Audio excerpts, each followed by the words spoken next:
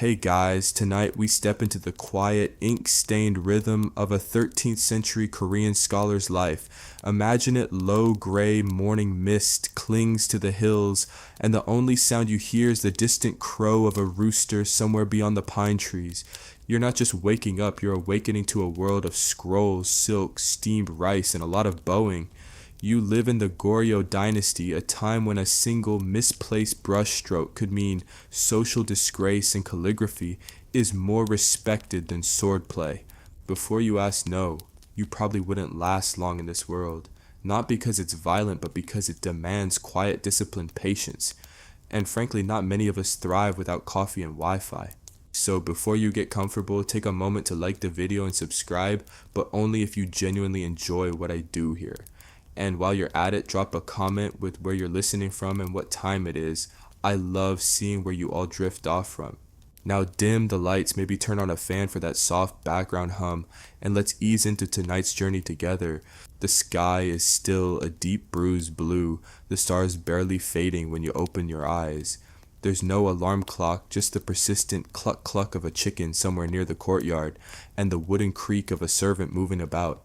You lie on a mat, stiff but familiar, your breath rising in the chill air of the paper-walled room. You are a scholar, which means no sleeping in, even though technically you don't have a boss. Your mind is your employer, and today, like every day, it demands rigor. You sit up carefully, mind already reciting a Confucian verse or two, mostly out of habit. To be ashamed of one's faults and to mend them is the height of virtue. The words roll off your tongue with the same sleepy autopilot. We might mutter, I need coffee. Your floor, if you're lucky, is warmed with ondol, the traditional Korean underfloor heating system, but it's only early spring and the heat hasn't made it to your toes yet. You slide them into your straw sandals and tiptoe past the delicate screen door to avoid waking the rest of the household. Outside, the morning air is brisk. You breathe in smoke from the kitchen hearth and the faint sweet scent of plum blossoms. Somewhere nearby, water trickles, a simple stone fountain at the edge of the inner garden. You nod in its direction, a daily silent greeting. You make your way to your small study alcove, a modest room lined with low shelves and tightly rolled scrolls.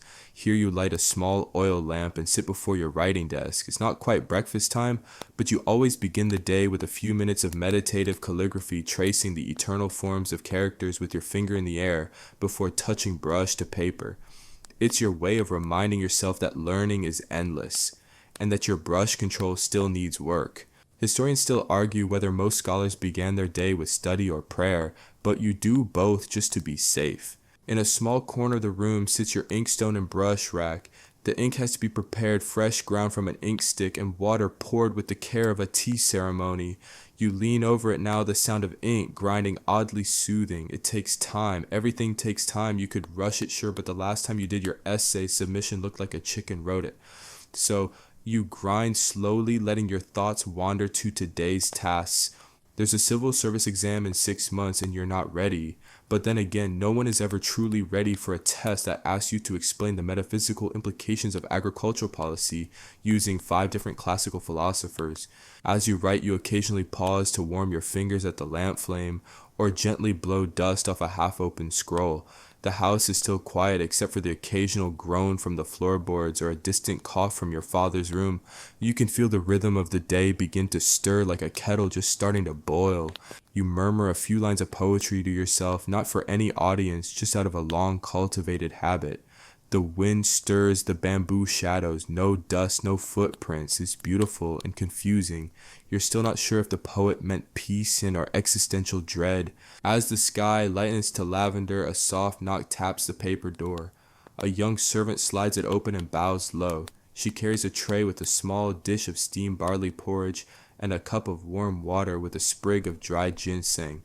You nod gratefully, though your stomach still hasn't caught up to your waking mind. While you eat, you review your mental list. Today's task: transcribe 2 folios, teach your younger cousin how to hold a brush properly, and make it through dinner without offending your father-in-law. Again.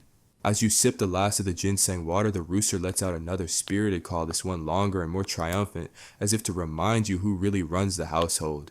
And with that, you rise again, brush in hand, and step into the day. You cross the threshold of your small study, the edge of your robe catching momentarily on the door frame as you head toward the main hall. The air still carries that just woken stillness, the kind that clings like morning dew to everything it touches. You're headed to the kitchen now, not for more tea or food, but to join your household in the most sacred and humble ritual of all, not stepping on your mother-in-law's nerves.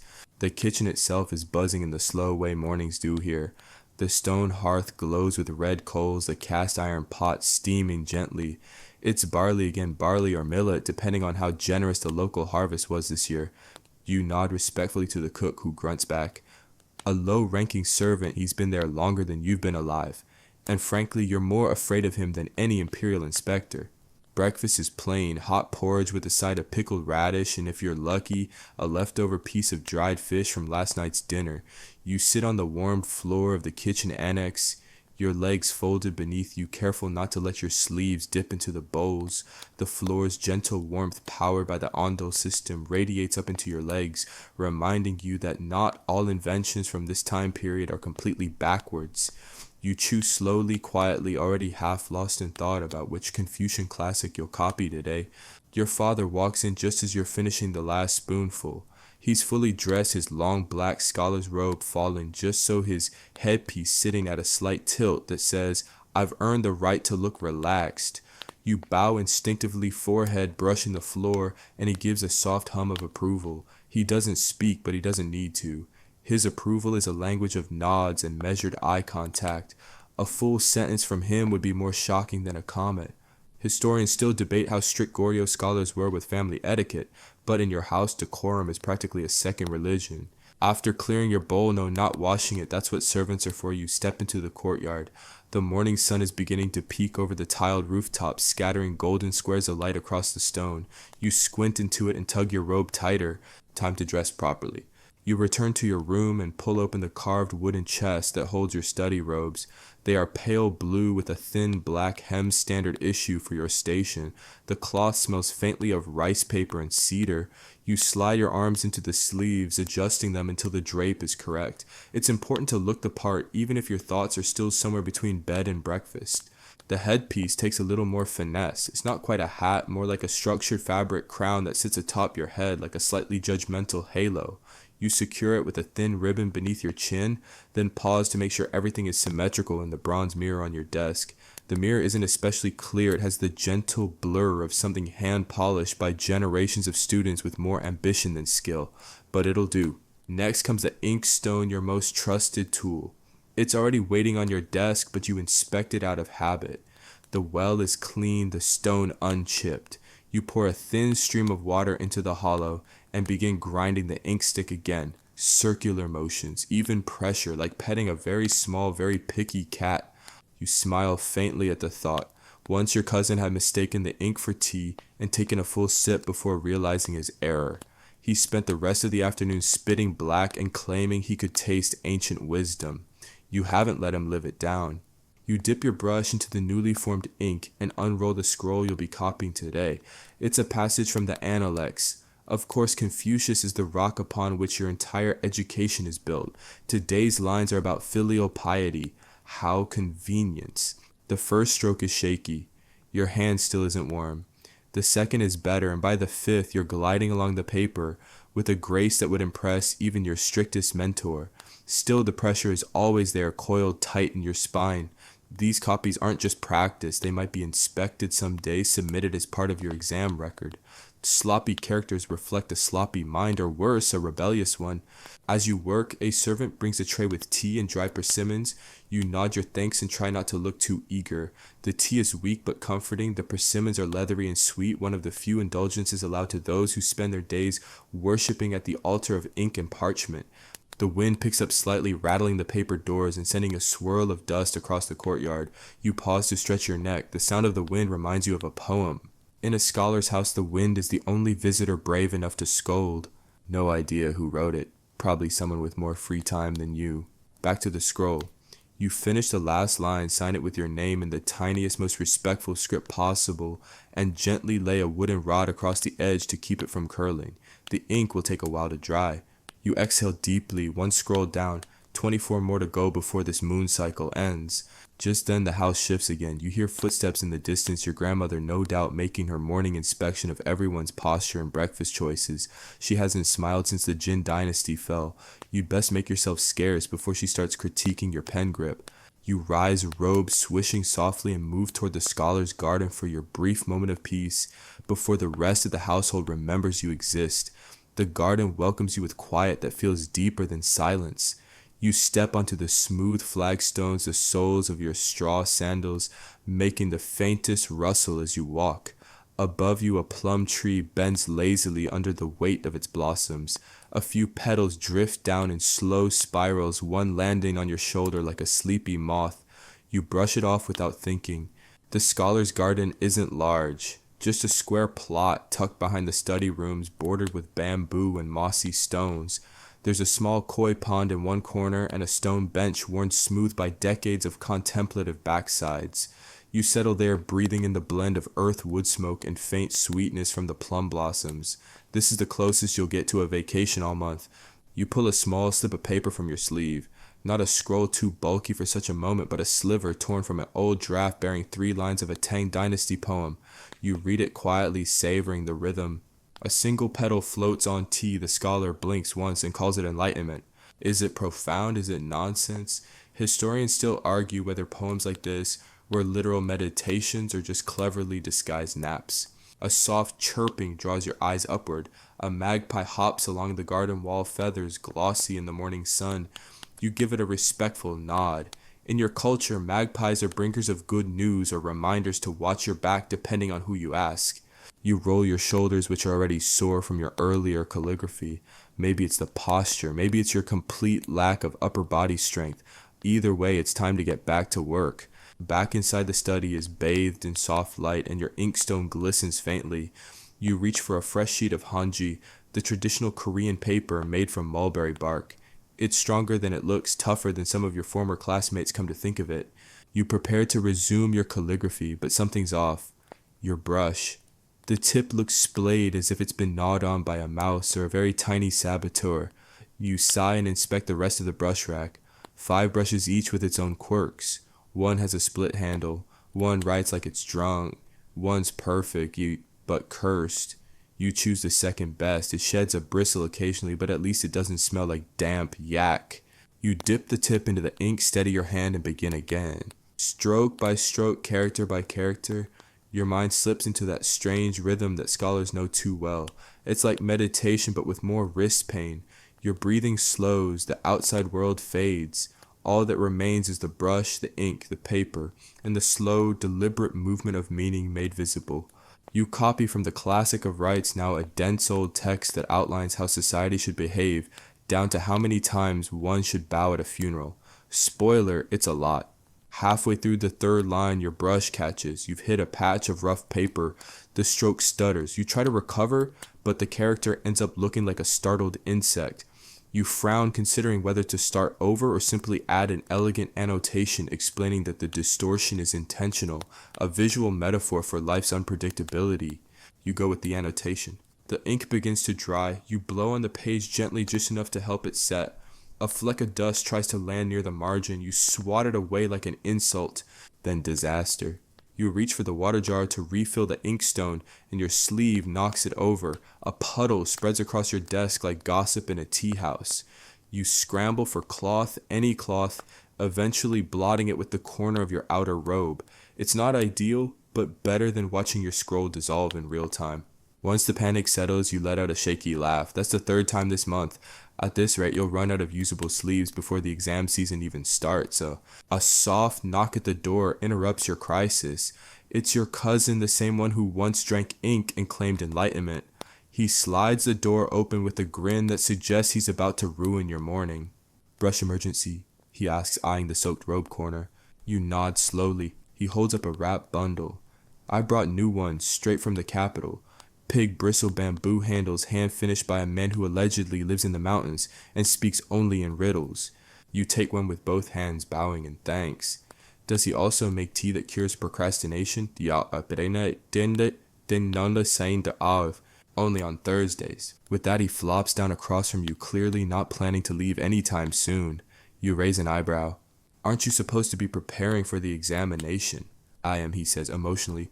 You roll your eyes, but his presence is oddly comforting. He starts sorting through the brushes on your desk, critiquing their wear, and suggesting which ones to retire. You let him talk. Sometimes listening is easier than thinking. As he rambles on about a new commentary on Mencius, he just read you gently unwrap the new brush. The bristles are firm, tapered, and smell faintly of pine. You dip it in the ink and test a few strokes. It glides like a dream. For once, something is going your way. Outside, the magpie caws again. Maybe today won't be so bad after all. Your cousin eventually takes the hint well after you not so subtly start reorganizing your desk and muttering about daily quotas, and finally shuffles out, leaving behind the scent of dried herbs and whatever cologne is fashionable in the capital these days. You don't mind the visit, but now it's time to confront the other part of your morning routine, navigating your family's expectations without losing your mind or accidentally disrespecting someone's ancestor. You don't even make it 2 steps out of your study before you hear the familiar voice of your grandmother calling your name in that sharp, precise tone that suggests both affection and the memory of decades spent correcting everyone's manners. Did you remember to bow properly at breakfast, she asked, before you've even turned around. You turn and bow again just to be sure and answer, "Of course, grandmother. You did, probably, mostly." She squints at you eyes like twin magnifying glasses, and your robe was it aligned over the left, not the right. You glance down, it is, but barely. She tusks anyway and gestures toward the central courtyard where the rest of your family is beginning to stir. Your youngest brother chases a chicken. An uncle coughs dramatically over his tea. A servant girl attempts to sweep with a broom that's clearly lost half its bristles. The chaos is familiar and oddly comforting, like a domestic symphony where no one is ever quite in tune, but somehow the melody holds. As the eldest scholarly son in a household with 3 generations under one roof, your position is complicated. You're expected to set an example, but also not outshine your elders. You're supposed to be humble, but also brilliant. It's a balancing act more delicate than your brush tip. You spot your mother already fussing over the garden wall's creeping ivy. She greets you with a nod and a small bowl of soaked jujubes, your favorite. You accept them with a grateful bow, and she gives you the smallest smile, the kind that says she's proud even if she won't say it aloud in front of the in-laws. Speaking of which, your wife's father has arrived. He's sitting under the awning, sipping tea with the kind of slow, deliberate grace that only retired bureaucrats seem to master. His robe is flawless. His beard has not a single rebellious strand. You gulp quietly and prepare for the ritual known as silent breakfast conversation with unimpressed elder. You bow deeply, father-in-law. May your morning be peaceful. He nods. And may your brush strokes be less wobbly than yesterday's.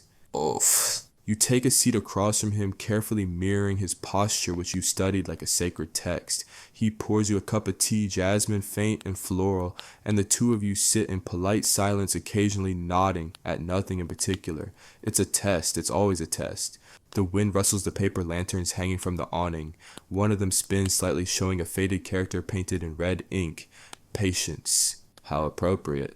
Historians still argue whether these daily power games within Confucian households were more political or pedagogical. You suspect it's both.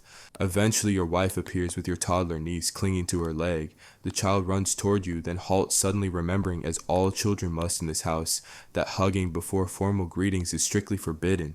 She bows sort of and then proceeds to ask with full sincerity, "Do dragons eat scholars?" You blink. "Only the ones who skip their brush practice." Satisfied, she toddles off to find trouble elsewhere. You glance over at your father-in-law. For a moment, something almost resembling amusement flickers across his face. He sips his tea again and mutters, "At least she asked the right questions." After a few more moments of silent sitting, by now your legs are going numb. You rise and excuse yourself with the appropriate number of bows, making your way back inside with your dignity mostly intact. Inside the main hall, you find your wife arranging scrolls into categories you can never quite understand. She's brilliant, though not formally trained. Her knowledge comes from years of quietly reading over your shoulder, then correcting your pronunciation. You thank her for the jujubes. She raises an eyebrow. You'll need them when your cousin challenges you to another poetry duel. You groan. The poetry duel is a tradition neither of you can escape. It's equal parts showmanship, sibling rivalry, and socially acceptable bragging, and unfortunately it's happening this evening. You make a mental note, revisit your anthology before nightfall, maybe something from the 10,000 Leaves, something obscure but poignant, and short. For now, you slip back into your study for a moment of calm. The family whirlwind has passed for now, and you still have a few precious minutes before the morning study session begins. You reach into your scroll cabinet and pull out an old favorite, a copy of Samguk Yusa, a collection of Korean legends and histories, blending fact with enough fiction to make your historian brain twitch. But it's fun, and sometimes fun is what you need to remind yourself why you started this life in the first place. You flip to a story about a monk who dreamed of a golden frog. Interpretations vary, but your cousin insists it's a metaphor for enlightenment. You think it's about indigestion. Either way, the monk in the story seemed content, which is more than can be said for most civil service candidates. A bell sounds faintly from across the courtyard, signaling the start of the household study period. Time to put away frogs and face the more serious task of copying ancient wisdom with the correct number of brush flourishes. You straighten your robe once more, because if your grandmother catches you slouching again, no amount of golden frogs will save you. The bell's gentle ring fades as you make your way back toward your study space, arms tucked inside your sleeves, steps careful and deliberate. The house settles into a lull, the kind of orchestrated quiet that only happens during dedicated learning hours, when even the sparrows seem to chirp a bit more respectfully. You sit cross-legged on the cushion before your writing desk, rolling your shoulders and gently stretching your fingers. It's time for the first full study session of the day, a sacred and slightly back-breaking ritual of transcription, memorization, and calligraphy. Before you lies a stack of freshly prepared hanji paper, the mulberry fibers gleaming softly in the light filtering through the paper windows. You unroll a practice scroll from yesterday, scanning your own handwriting for errors. There are a few. One character's bottom stroke trails off awkwardly, like it lost its courage halfway through. Another looks too wide, like it's trying to make a bold political statement. You sigh and set it aside. Today's task, a clean transcription of a classic passage from the Book of Documents, one of the 5 Confucian classics. It's not your favorite, it's long-winded and metaphor-heavy, but the examiners love it, and that's reason enough to internalize it down to your bones. You dip your brush carefully into the ink, which is just the right consistency, dark, velvety, full of gravitas. The first stroke lands on the page with a satisfying glide, and so begins the ancient dance of brush and parchment where every movement must feel intentional, even if your wrist is screaming by the third line. Outside, you hear the distant clatter of someone dropping a tea tray. You don't look up. You're in the zone now, half meditative, half masochistic. Each character must be placed precisely with just enough pressure to let the ink soak but not bleed. It's a delicate balancing act that makes modern digital fonts seem laughably lazy. Establish virtue, renew the people, and rest in the highest good. You whisper the lines softly to yourself as you write the rhythm, helping you pace your strokes. Your breath synchronizes with the brush inhale on the upward flick exhale on the downward curve. It's almost calming if you ignore the slow burning ache traveling from your wrist up to your shoulder. Historians still argue whether scholars of the Goryeo era spent more time on writing itself or the meaning behind it. You suspect the answer is neither. They spent most of their time just trying not to spill ink on their robes. Speaking of which, you smudged your sleeve again. A thin line of black arcs from your cuff like a wandering thought. You sigh. That's the 3rd time this week. Your wife is going to make that look again when she does the laundry. The one that says, "How do you manage to ink yourself more than the scroll?" By now you've completed nearly a page. Your fingers are stiff and your back is starting to argue with your life choices, but you press on because scholars don't get breaks, they get anecdotes about how suffering builds moral fortitude. You lean back briefly, hands on your knees, and look over your work. The characters are crisp, well balanced, and mostly aligned. One of them tilts slightly to the left, like it's feeling particularly rebellious today, but you decide to let it live. It adds character. Probably. A knock at your door startles you slightly.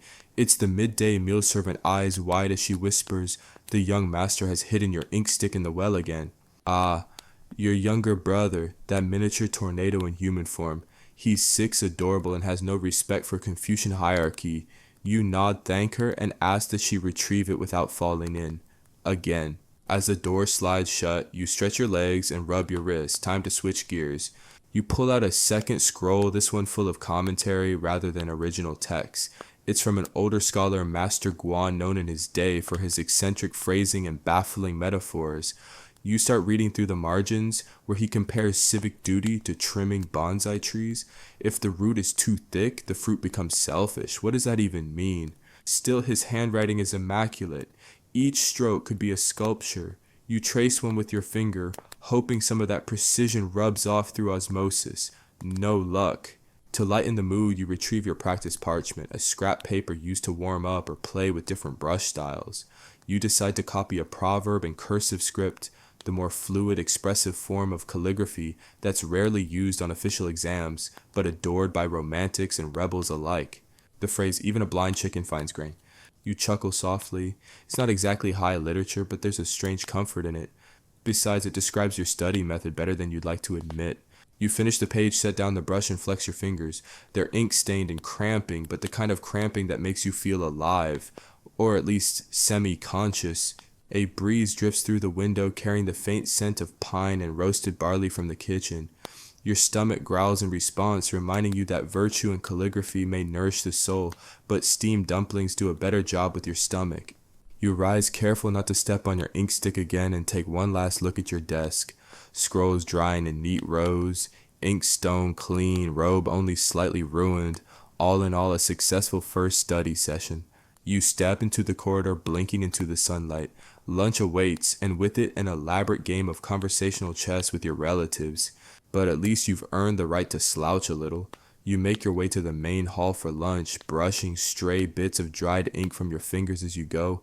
Your back is tight, your legs tingling from prolonged sitting, and there's a smear of black on your forearm that you don't remember earning. But no matter, it's lunchtime, and in this house that's less of a meal and more of a ceremonial truce between study sessions. The scent of sesame oil, fermented soy paste, and freshly steamed rice drifts down the corridor like a gentle invitation. You follow it to the central courtyard where a low wooden table has already been set, with small lacquered dishes, each one a study in minimalism and patience. Kimchi, cucumber, pickles, strips of grilled dried pollock, and a single golden lotus root sliced into neat symmetrical coins. The centerpiece, a bowl of warm barley rice, seems to steam with moral integrity. Your uncle is already seated, his robe slightly askew in that particular way that suggests either confidence or laziness. He nods to you, lifting a spoon with theatrical reverence. "The radish is crisp today," he says, as if delivering a minor weather report. You bow politely and sit beside him, folding your legs carefully to avoid nudging the table. Across from you, your cousin lounges with the ease of someone who hasn't yet begun to worry about the civil exams. He spoons his rice with too much enthusiasm, earning a sharp look from your grandmother, who appears at the last moment like a silent judge from a dream. Conversation is sparse, as it always is at midday. Speaking with your mouth full is considered uncultured. Speaking too freely is considered foolish. So instead you master the art of neutral affirmations. "Yes, grandmother, indeed, uncle, the soy is quite balanced today." Your wife appears at your side, offering a dish of marinated tofu. You thank her softly, and she raises an eyebrow as she notices the ink stain creeping across your robe. That brush again. You offer a sheepish smile and mouth the word "practice." She smirks and pours you a ladle of hot soup. Marriage in this house is a careful choreography of mutual respect and unspoken commentary. As the meal progresses, talk slowly shifts to politics, but only lightly, like skimming the surface of a too-hot bath. There are murmurs about unrest in a southern province, a whispered mention of new tax laws being considered in the capital. Your father clears his throat and mutters something about land inspections.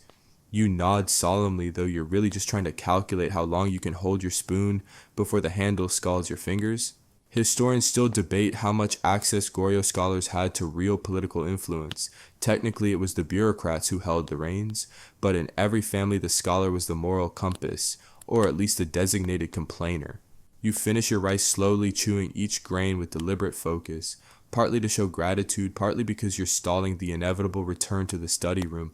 Someone offers second helpings, but everyone declines. That's the dance. You don't want to seem greedy, or worse, unambitious.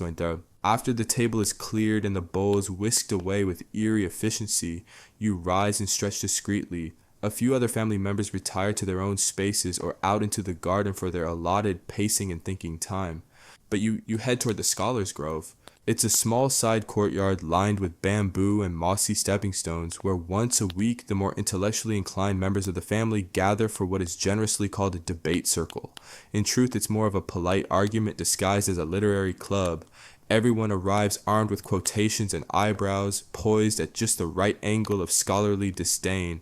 Your cousin is already there, seated on a cushion and sipping lukewarm tea as if it holds all the answers. Today's topic, he announces without looking up, is whether Mencius offers a better framework for moral development than Confucius. You groan inwardly, but take your seat. This again.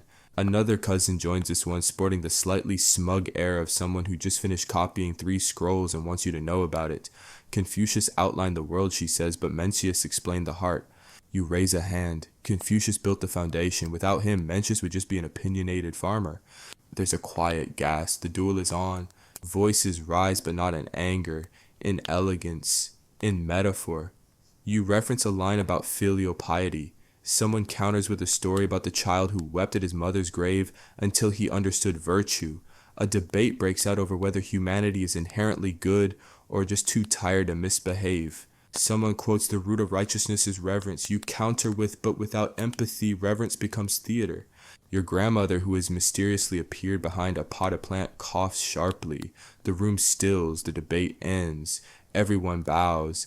The winner, as always, is silence. You rise from your cushion, brain-buzzing spirit oddly buoyed.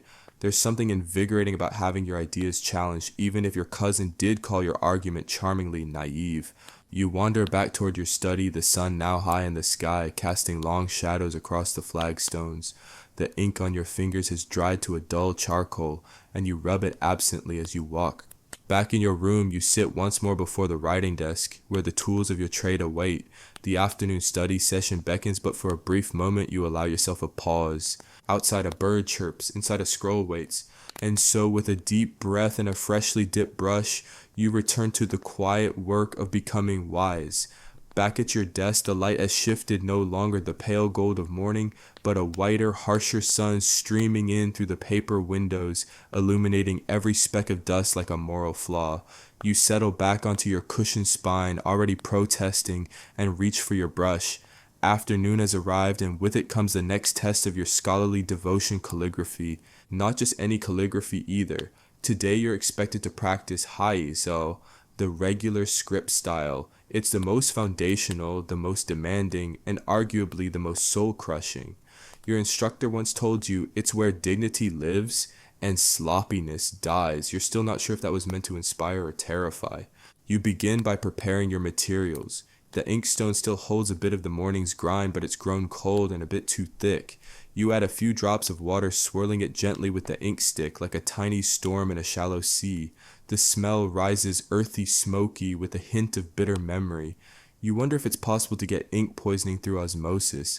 Probably not. Hopefully not.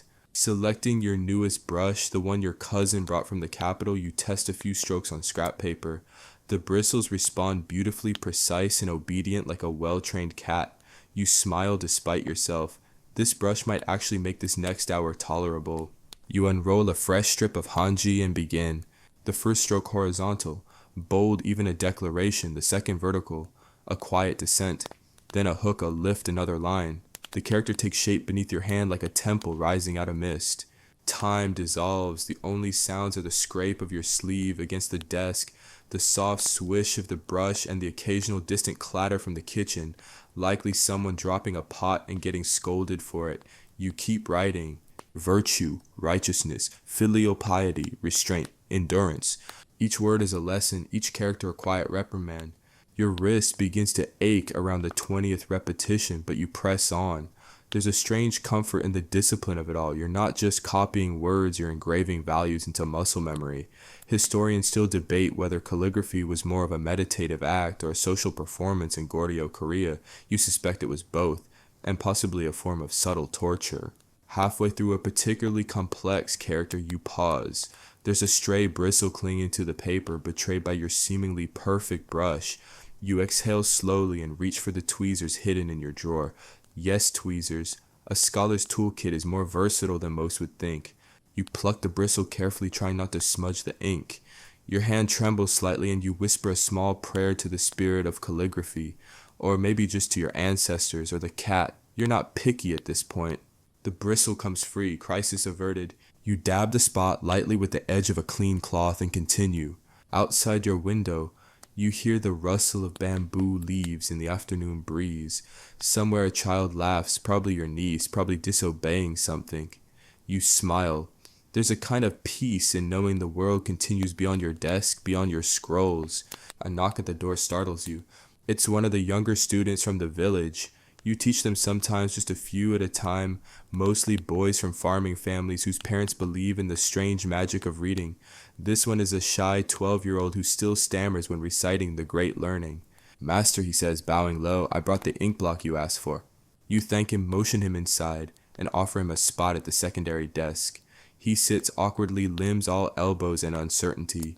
You remember being that age, terrified of spilling ink, of asking dumb questions, of being caught daydreaming about a life that didn't involve 14 hours of Confucius. You hand him a brush and a strip of paper. "Copy this character 10 times," you say, writing it once on the top of the page. "It means patience." He grimaces. "It has a lot of strokes." You nod. "It also has a lot of meaning." He begins his task, tongue peeking out between his lips in concentration. You return to your own work, stealing the occasional glance at his progress. The characters are uneven, a bit chubby, like toddlers, trying on their parents' shoes, but they're improving. As he finishes the fourth one, he asks, "Master, why do we write these words over and over?" You set your brush down and consider the question. "To make them part of us," you say. "We don't just learn them, we absorb them into our hands, our thoughts, even our mistakes." He nods slowly, though he probably won't truly understand for a few more years. Still, he gets back to work without further protest. The session continues in comfortable silence. Two scribes separated by age and experience, but united in the shared stillness of ink and paper.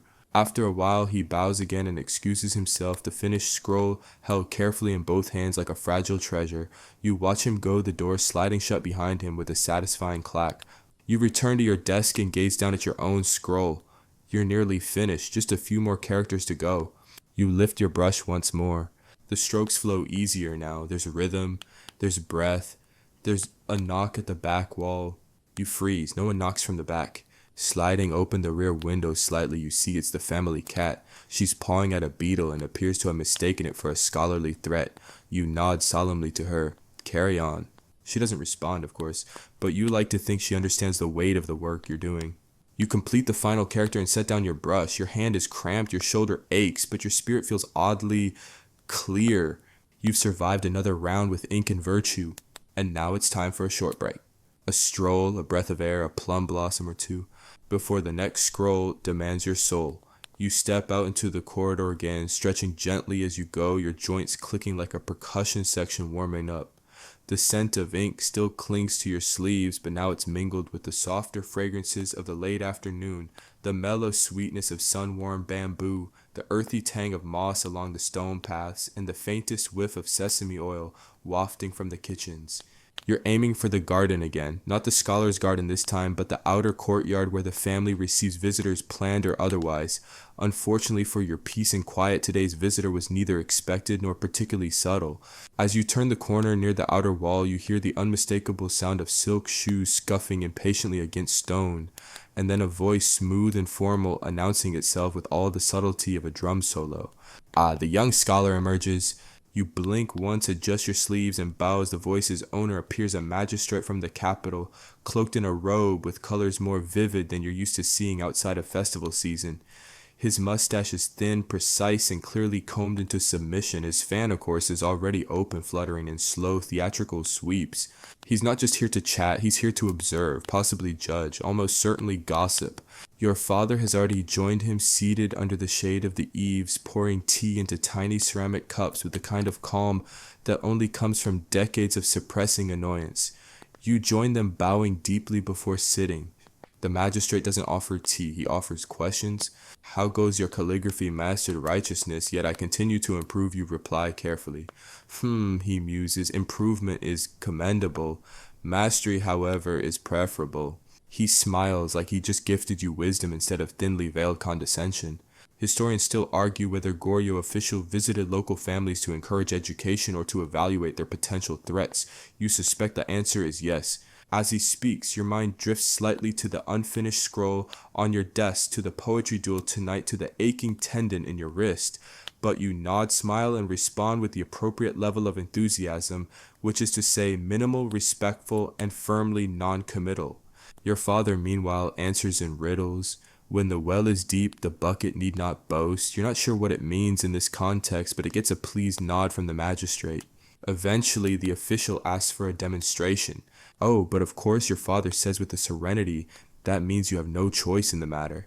And so you retrieve a brush and scroll and settle down at a small outdoor writing table while the magistrate sips his tea and waits to be impressed. No pressure, just the career trajectory of your next decade hinging on this one performance. You grind the ink slowly, allowing the rhythm to steady your breath. You've done this 1,000 times. Your hand knows what to do. You dip the brush, steady your elbow, and begin to write. One character, then another. Your strokes are clean, measured, deliberate. The magistrate leans closer. Your angle is slightly tight on that hook, he says, but your horizontals are confident. Perhaps confidence precedes wisdom. You nod, but don't stop writing. Your hand continues its silent recital. When you finish, you bow and offer the scroll with both hands. He accepts it, squinting thoughtfully, then folds it and tucks it into his sleeve with the vague air of a man who may or may not ever read it again. Well done, he says. I look forward to your exam results. Let's hope the examiners are as forgiving as I am. He chuckles at his own remark. You smile thinly, imagining this man trying to survive a single day in your study schedule. He wouldn't last past breakfast. After a few more minutes of strained pleasantries, the magistrate departs in a swirl of silk and formality, his parting fan flourish catching on a gust of wind and nearly smacking him in the face. You pretend not to notice. Your father exhales through his nose. You didn't offend him, he says. That's a victory. You nod. And he didn't offer any unsolicited poetry. That's another. You both sit for a moment, the quiet returning like an old friend. The breeze stirs the edge of the teacups, and somewhere nearby, the family cat yawns audibly as if unimpressed by the entire performance. Eventually, you excuse yourself, returning to your room with the grateful shuffle of someone who has just escaped bureaucratic small talk with only minor spiritual bruising. Back inside, your scroll waits, still unfinished, still beckoning. But before you return to ink and discipline, you give yourself a small indulgence. From the back of the shelf, you retrieve your favorite poetry anthology, a worn dog-eared collection that you've read at least 50 times. The cover is creased, the pages smell faintly of cedar, and the margins are filled with your own notes, some thoughtful, some questionably mature. You flip to a familiar poem, a love verse written by a monk who is absolutely not supposed to be writing love verses. You read it silently, the words gentle and longing. Her sleeves brushed ink into my dreams, and now the scroll weeps with longing. You smile, letting the words settle like warm tea in your chest. You know it by heart, but reading it again reminds you why you chose this path, not for the exams, not for the magistrates, but for the beauty buried in lines and loops of ink, waiting to be unearthed with patience and brushwork. You slide the book back into its hiding place just as the afternoon light begins to tilt toward gold. Time to return to your scrolls before someone else comes knocking. The sun is slipping lower in the sky, casting elongated shadows across the courtyard like sleepy fingers. You've returned to your study, slipping back into the soft hush of paperwood and faintly burnt oil from your lamp wick. It's time for your midday meal. Though you hesitate for a moment, your stomach isn't entirely convinced it's hungry. But the house runs on routine, and lunch is not just nourishment. It's ceremony, family choreography, and a carefully staged performance of agreeable conversation. As you step into the dining room, the low table is already set. The bowls are smaller this time, an assortment of light side dishes arrayed like a painter's palette. Steamed lotus root sliced into near-perfect rounds, blanched greens dressed in sesame, a small stack of barley pancakes, and a humble bowl of soybean paste soup still steaming. You take your place across from your cousin, who already has chopsticks in hand and a suspicious twinkle in his eye.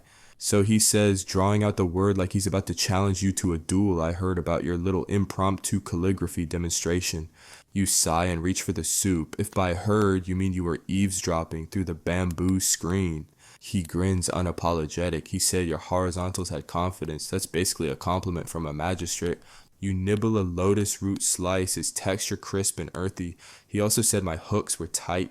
Ah, hooks. The bane of all scholars. He raises a pancake in mock salute to tight hooks and loose interpretations. From the other side of the table, your grandmother clears her throat. Instantly, both of you straighten and sit taller and pretend your last exchange never happened. Your grandmother may be small, but she commands the room with the quiet authority of someone who has lived through 3 famines, 2 invasions, and a failed attempt at brewing medicinal wine in the courtyard. The meal continues in near silence. You spoon your soup, slowly savoring the familiar blend of fermented bean and soft tofu. The steam rises, warming your face and fogging your thoughts just enough to dull the edge of your constant internal recitation of Confucian principles. Historians still debate the specifics of daily dining in Goryeo households, but one thing is clear: meals were rarely just about food. They were also about order, hierarchy, and endurance, especially endurance.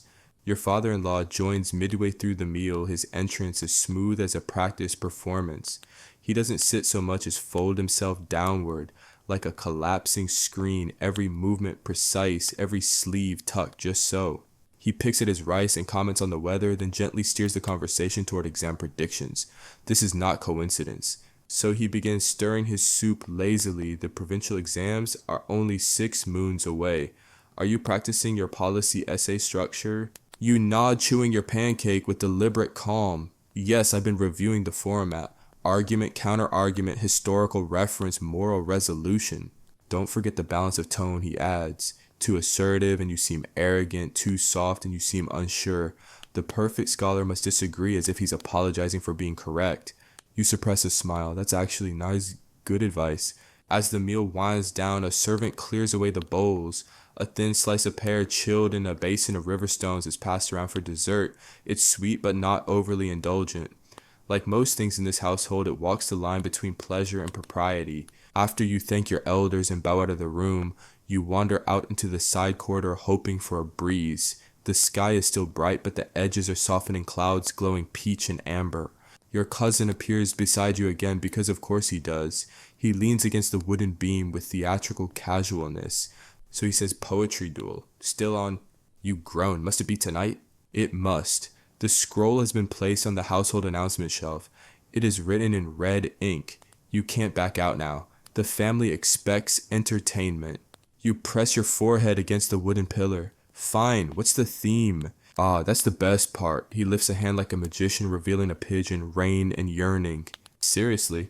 Deeply serious. I'm already 2 stanzas in. You glance skyward, wondering if the ancestors will send a thunderstorm out of pity. Your cousin claps your shoulder. You'll do fine. Just quote something obscure, throw in a metaphor about frogs, and end with an unresolved emotion. You exhale through your nose, smirk slightly, and say, "I'll need tea. Strong tea."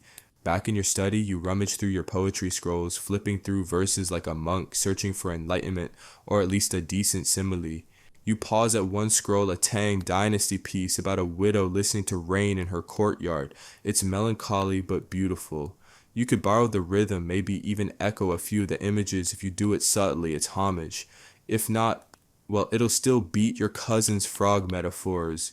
You sit down, ink your brush, and begin sketching out your lines, slowly, rhythmically, with long pauses in between to let the words settle. Rain on the stone jar sings of absence. Plum petals too tired to protest fall quietly. My sleeve untouched grows heavy. You stare at the 3rd line, tapping your brush against the rim of the inkstone. It's good. Almost too good. Suspiciously inspired. Outside, the wind begins to pick up, carrying with it the scent of oncoming weather. You smile faintly. Maybe the rain will arrive after all. And with it a little extra drama for tonight's duel. Evening creeps across the rooftops with a quiet, unhurried grace, drawing long shadows from the clay tiles and dappling the courtyard stones in gentle twilight. The household seems to hold its breath for a moment, caught in that peaceful pause between the labors of the day and the rituals of the night. It's almost time for the poetry duel. You're not nervous exactly, but there's a familiar tightness in your chest, the kind that arrives when words once playful companions in your study must now parade themselves in front of an audience. Not just any audience, either your family, and worse, your grandmother. She has opinions about meter. You step into the outer hall, where cushions have already been placed in a neat semicircle under the eaves. Lanterns swing softly from the rafters, their light warming the paper screens with a honey-colored glow. A tray of barley tea rests on the low table beside a shallow dish of roasted chestnuts. It's the Goryeo equivalent of popcorn and soda. Your cousin is already seated at the front, cross-legged, a self-satisfied smile plastered across his face. He's rolled up the sleeves of his robe in that slightly rebellious, I'm still scholarly but also relatable way. You resist the urge to roll your eyes. He bows dramatically when you enter. Ah, my rival arrives. You respond with a bow so precise it could be used as an instructional diagram. Let us compete in poetry, you say blandly, but remain united in family harmony. Obviously, he says, then adds under his breath, unless I win. You take your place across from him, smoothing your robe and laying your scroll gently before you. The family begins to gather, murmuring with the low hum of polite excitement. Your uncle leans forward. A servant child clutches a lantern eagerly. Even the cat appears, tail curled around her paws, clearly judging everyone. And then the duel begins. Your cousin stands first. He unrolls his scroll with flair and clears his throat. The frog sleeps alone beneath the eaves, its croak swallowed by steady rain. Who will leap first, the sky or I? He bows. The crowd murmurs appreciatively. A few impressed nods. Even your grandmother tilts her head as if to say, not terrible. You rise slowly, hands folded, scroll unrolling like a quiet tide. Rain on the stone jar sings of absence. Plum petals, too tired to protest, fall quietly. My sleeve untouched grows heavy. You lower your head, listening as the silence stretches. Then a soft from your aunt, the one who once taught poetry to the governor's daughters. That's basically a standing ovation. Your cousin claps twice. Touche. You sit together afterwards, sipping the barley tea and watching the lanterns flicker in the night breeze. The duel is over. Technically, no one ever wins, at least not out loud. That's part of the point. Harmony is more important than victory. Still, your cousin mutters that your second line was criminally elegant. You respond by offering him the last chestnut. Later, back in your room, you unroll the poem again. You don't usually keep your drafts. They're meant to be ephemeral, but tonight's feels different. Maybe it's the rain beginning to whisper on the roof tiles, or maybe it's the simple satisfaction of having created something quiet, fleeting, and lovely. You fold the scroll carefully and tuck it inside a worn wooden box at the back of your shelf between a cracked inkstone and a half-finished fan you tried to decorate last summer. It belongs there now in that private museum of small victories. The rain picks up outside, pattering gently on the tiled eaves.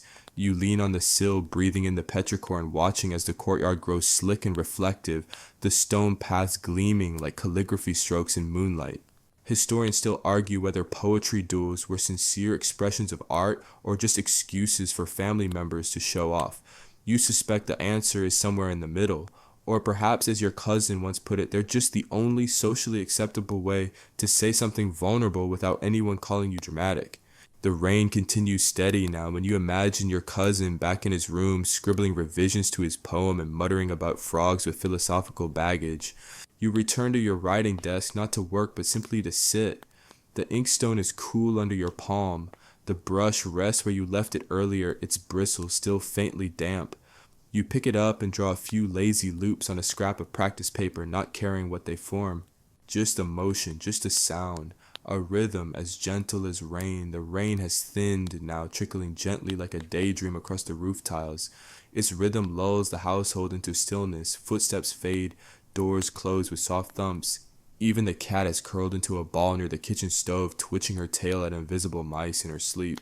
You remain at your desk, not quite ready for bed, not quite alert enough to study. These twilight hours belong to you alone, unclaimed by routine duty or decorum. It's a rare kind of peace, fragile, flickering, and almost secret. And yet the work isn't quite done. You reach for your current essay draft, the one you've been laboring over for the past week. It's a theoretical response to an imagined prompt. Explain the moral consequence of leadership through the lens of agricultural parables. In other words, you have to make plowing sound profound. You unroll the scroll with a quiet sigh.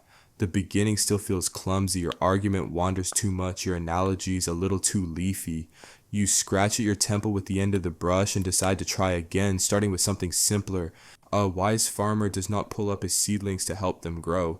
You let that line sit for a moment. It feels, right, honest. You like it enough to write it again, this time in neat characters as a heading.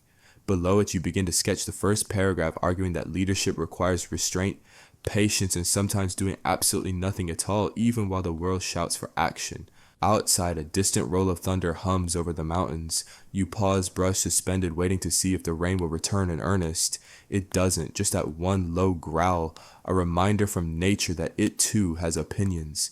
As you continue, the candle flickers, guttering slightly as a draft sneaks in from under the sliding door. You get up to close it only to find your niece standing there, barefoot, half asleep, clutching a tiny blanket and blinking up at you like a sleepy fox cub. "I heard thunder," she whispers. You squat down, lowering yourself to her height. "It's far away," you say, and soft. "Can I stay here?" she asks, and adds, "Only until the thunder goes away." You nod and lead her inside. She climbs up onto the cushion beside your desk and watches as you roll up the essay. No need to subject a 5-year-old to moral parables about turnips. Instead, you pull down an old scroll from the top shelf, an illustrated storybook hand-painted years ago by a family friend who claimed to have once met a talking deer in the mountains. Whether or not that story is true, the illustrations are beautiful fox spirits, moonlit rivers, and one very mischievous turtle who refuses to apologize for anything. You sit beside her, unfurling the scroll across the desk, and begin to read aloud in a soft voice, letting the rhythm carry you both. She leans against your arm, warm and drowsy. Her breathing slows. By the time the turtle has tricked the tiger for a second time, her head droops forward and she's asleep. You carry her back to her room, tucking her into the blanket like you're folding a letter gently with deliberate care. She murmurs something about rain and turns over, already dreaming of turtle adventures and magical pine forests. You return to your study where the candle is lower now, the wax pooling around its base. The essay draft remains waiting patiently. You'll revise it tomorrow. Tonight something else calls you. You pick up your brush again, not for work, not for study, but simply to write. You dip into the ink and draw a single character, tranquility. It dries slowly, the black ink spreading just enough to blur the edges like a cloud around meaning. You set down the brush and let the silence return. For a long moment you listen to the soft ticking of the clockwork water drip in the corner basin, to the rustle of wind nudging the shutters, to the whisper of your own breath. In this moment there is no exam, no duty, no structure, just ink and quiet and the slow unfolding of a scholar's day. Morning slips into memory and night begins to settle in like a silk robe, wrapping the household in muted tones and softened edges. Most of your family has retired, doors gently sliding shut, lamps being pinched out with practiced hands, yet your room still glows with the small, unwavering flame of a single candle. You know you should rest, but the pull of ink and paper remains strong like a string tugging gently at the corner of your mind.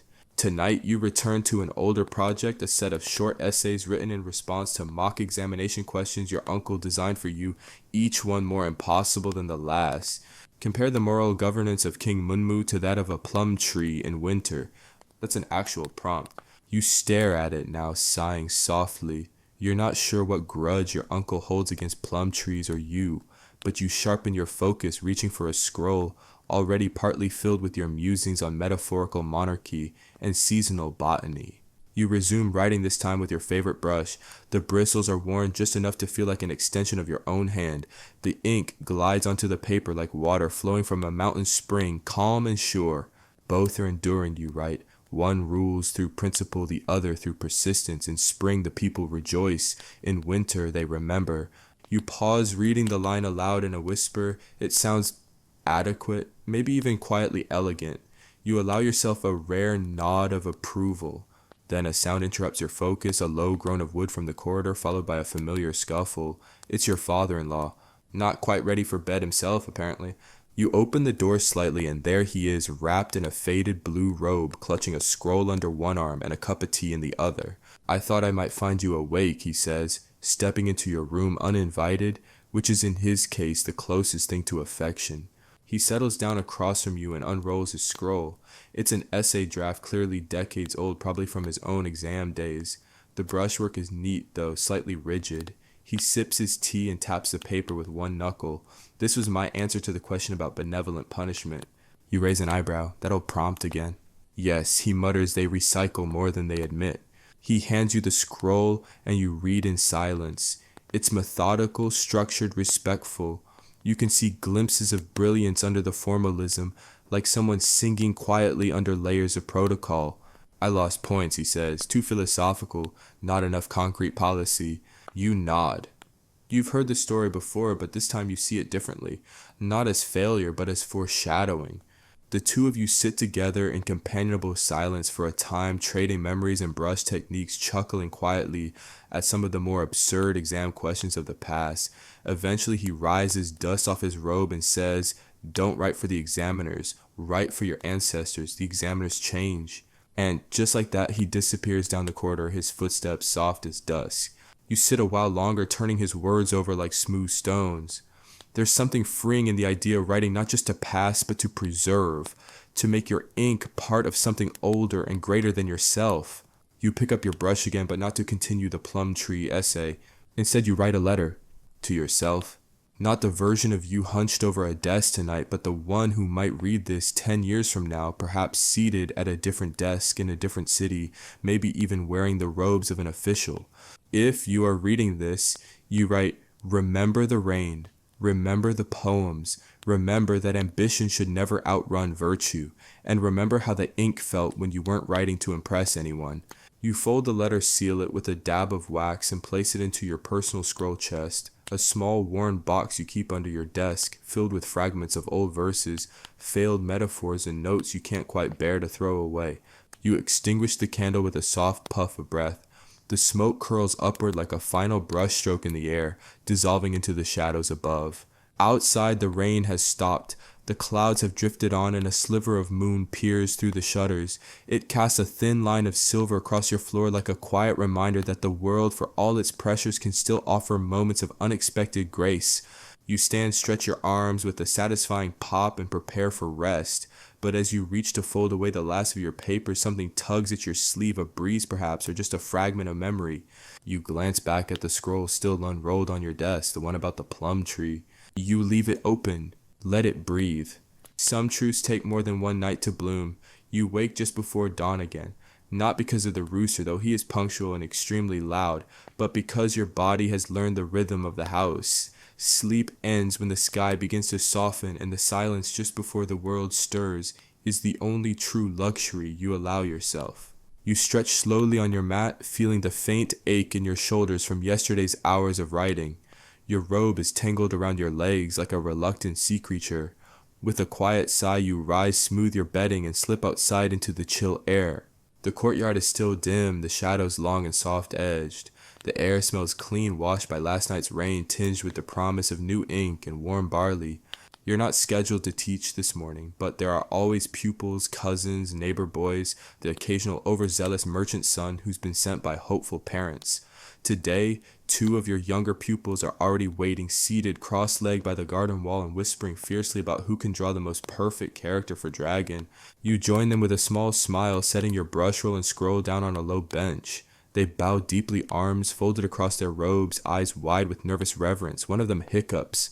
"Today, you say gently, we'll learn a character that's even more powerful than dragon." They lean in. You dip your brush and write slowly with exaggerated care so they can watch each stroke land to virtue. "Why is this more powerful?" one of them asks, frowning. "Dragons breathe fire." "Virtue breathes peace," you reply, "and fire cannot rebuild a broken village." They nod. One of them tries to copy the character. It comes out lopsided, a little too enthusiastic on the final hook. The other holds his brush like it might bite him, but they try again and again. Historians still argue whether scholars in the Goryeo dynasty taught as much as they studied, but oral records suggest that most households once educated felt obligated to pass that knowledge along. It was both a privilege and a burden, especially when your students were still growing into their ears. You correct their grip, show them how to balance the brush between thumb and first finger, how to hold the elbow steady like a bowstring. They concentrate fiercely, brows furrowed like tiny bureaucrats. As the sun rises, your niece joined, dragging her mat behind her and settling beside you with an exaggerated yawn. "Are we learning boring words again?" "Only the most boring," you say solemnly. "The kind that keep empires from collapsing." She blinks at you. "I'd rather draw a turtle." You concede, handing her a scrap of practice paper. She sketches a truly deranged-looking turtle with 6 legs and a sarcastic expression. You pretend to scold her, but secretly you plan to keep it. The lesson lasts just under an hour. That's the most you can ask of young minds before their attention wanders to food or bugs or both. As they pack their brushes, you hand each of them a dry persimmon and a few words of encouragement. The one who hiccuped earlier hiccups again, then bows so low he nearly headbutts the dirt. Once they've gone, you sit alone for a moment, finishing the last of your tea. The warmth settles in your chest, and for once you don't feel behind or unprepared or overwhelmed by the mountain of exams to come. You just feel present. You return to your study and roll out a fresh scroll, not for a formal essay, not for a copied classic. This one is for something different. You've been toying with a parable, half folktale, half lesson.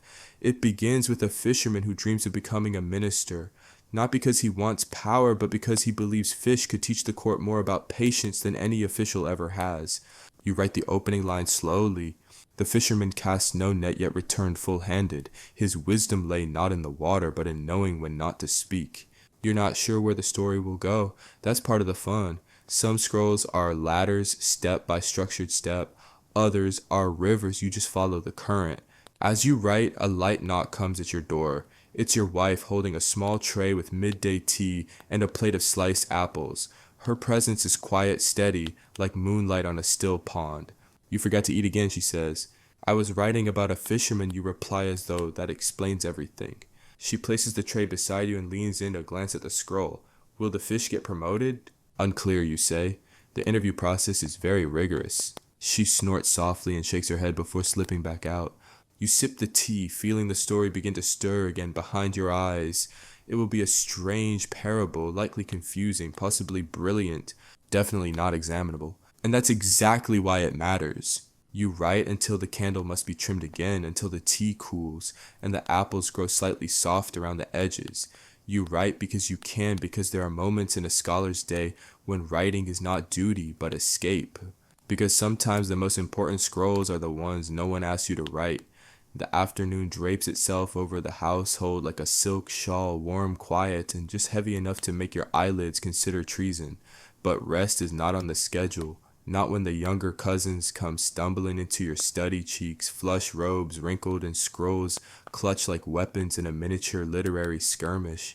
Master, one of them blurts, dropping to his knees in a bow that could use serious structural correction. We don't understand the virtue part. The which virtue part, you ask, setting aside your fisherman parable. He unfurls a scroll, dramatically revealing a tangle of crooked brushstrokes and half-finished annotations. It's a passage from the great learning, one of Confucianism's core texts, the section about aligning personal morality with governance and how personal cultivation leads to social harmony. In other words, the kind of thing that makes small children groan audibly. The other boy chimes in, what does it mean that a ruler must first correct his heart before correcting his kingdom? You nod slowly. It means you don't try to fix other people until you've cleaned up your own mess first. He blinks. Oh, so like when I blame my brother for knocking over the inkstone even though it was me. Exactly. He considers this. So I'm the ruler in that example, yes, a very irresponsible one. They both laugh, collapsing into clumsy attempts to copy the passage onto fresh paper. You kneel beside them, adjusting the angle of one's brush, correcting the other's stroke order. Teaching younger students isn't your official duty, but it's expected and oddly satisfying. Their progress is slow but visible like ink spreading across damp paper. One of them draws a character backwards, the other snorts. You just wrote fish instead of virtue, he whispers. They're close to first protest. You smile. A virtuous fish is better than a corrupt minister. That earns a giggle, and for some reason an impromptu drawing of a fish wearing a scholar's hat. You say nothing. It's actually quite good. Historians still argue whether such informal teaching sessions were common or idealized, but for you, these moments feel essential. You're not just copying doctrine, you're passing it on, spilling it into younger minds like ink into thirsty parchment. After a while, the boys finish their assignments and bow imperfectly before running off to join the rest of the household children who are gathering near the central hall for the nightly storytelling session. You follow at a slower pace, stretching your stiff legs, glad for the excuse to leave your study. It's not often that you get to trade essays and inkstones for tales of fox spirits and haunted shrines. Tonight it's your turn to tell the story. You settle cross-legged on the floor as the children arrange themselves in a messy half-circle, some with pillows, others hugging their knees. Your grandmother sits in the back pretending not to listen, though you're fairly certain she'll correct you if your phrasing strays from traditional structure. You clear your throat, take a breath, and begin. Long ago, you say softly, in the time before the calendars were carved, there lived a scholar who studied so hard he forgot to eat, sleep, or speak. His inkstone dried out from neglect, his brush wet from overuse, and still he studied, searching for perfect virtue. A small hand shoots up. Did he find it? You pause dramatically. No, he found a fox. Giggles ripple through the crowd. The fox, you continue, was old, wise, and very annoyed. It lived in the scholar's ink pot and told him, "You're looking for the wrong thing. Virtue isn't found in books, it's found in how you treat people when no one is looking." A hush settles over the group, broken only by the sound of a rice cracker being crunched a bit too enthusiastically. And so the scholar, you say, stopped writing for a while. He started helping neighbors, apologizing when he was wrong, and feeding stray dogs. Eventually the fox moved out, said there wasn't enough chaos anymore, but the scholar didn't mind. He had found something better than virtue. He had found balance. The story ends. The children clap some louder than others. One of them falls asleep halfway through clapping. You stand and stretch again your knees, now officially aware of your age. As the children file out, one lingers, a small girl with a braid too long for her height. "Is the fox real?" she asks. "Sometimes," you say, "but only for those who don't listen." She nods solemnly and runs off. You linger for a moment longer, watching as the lanterns flicker in the hallway and the shadows stretch across the smooth wooden floor. The household is winding down, the quiet rituals of evening settling into place. Back in your study, you gather your materials for one last session at the desk, not to draft, not to teach, but to simply rewrite today's lesson for yourself. You copy a single line from your earlier scroll, one that now feels newly meaningful. To teach others is to draw a circle around your own ignorance and step outside it. You place the brush down, hands steady, eyes heavy. The night waits, and with it rest. Night drapes itself over the house in earnest now. The last lanterns are dimmed. Distant frogs begin their cautious chorus out near the rice paddies, and the rhythmic creak of a wooden gate being latched echoes faintly down the lane. Inside your study, the candle has burned low, casting more shadow than light, and you're down to your final scroll of the day. But you're not quite ready to stop. Tonight there's a peculiar sense of momentum in your chest.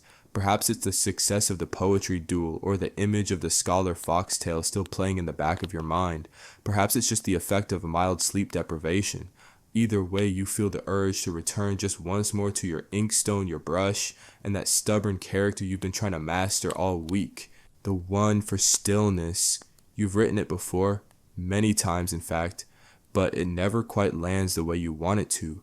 There's always one stroke too long, a tail too thick, a pause too hurried, and so you grind the ink again, slow and methodical, letting the gentle scrape fill the silence like a whispering metronome. The paper waits, the brush dips, and you begin again. This time your hand moves more slowly, more deliberately, the bristles spread just slightly on the downstroke. You steady your breath, one stroke, then another, pause, curve, lift, stillness. You exhale gently. It's closer this time, not perfect but more honest, not a show of control but a gesture of presence. You set the sheet aside to dry and lean back, allowing the flickering candlelight to soften the sharp lines of the room. Everything begins to blur edges, thoughts, time. That's when you hear it, footsteps approaching. Not hurried, not sneaky, just measured. You rise and step to the door. Sliding it open, you find a figure standing in the hallway. Your older cousin, the one who recently passed the provincial exams and now speaks in a tone roughly 3 octaves more serious than he did before. He carries himself like a man who now understands taxation policy but still needs help folding his formal robe. "I heard you've been staying up late," he says, a wry smile tugging at the corner of his mouth. You tilt your head. "I'm a scholar. We either stay up late or become legends in our own minds." He chuckles and steps into the room, his eyes glancing over your scrolls. "Mind if I join you for a bit?" You gesture to the cushion opposite. "Of course, I was just rewriting stillness." A difficult concept, he mutters, selecting a brush, especially in a household where children mistake inkstones for soup bowls. You both share a quiet laugh. He pulls out his own scrap of Hanji and begins practicing a few lines of his latest essay draft. The sound of the brush gliding across paper joins yours. The two of you work in silence, punctuated occasionally by muttered critiques or the soft clink of ceramic cups being moved out of the way. After some time, he sets his brush down and looks at you. "Do you ever think about quitting?" You look up startled. "Quitting what? All of it," he says. "The exams, the expectations, the endless copying of things already said by better men." You don't answer right away. You look at your scroll still wet with the most recent version of stillness. Sometimes you admit, "But then I remember something my teacher once told me, that we're not here to be original.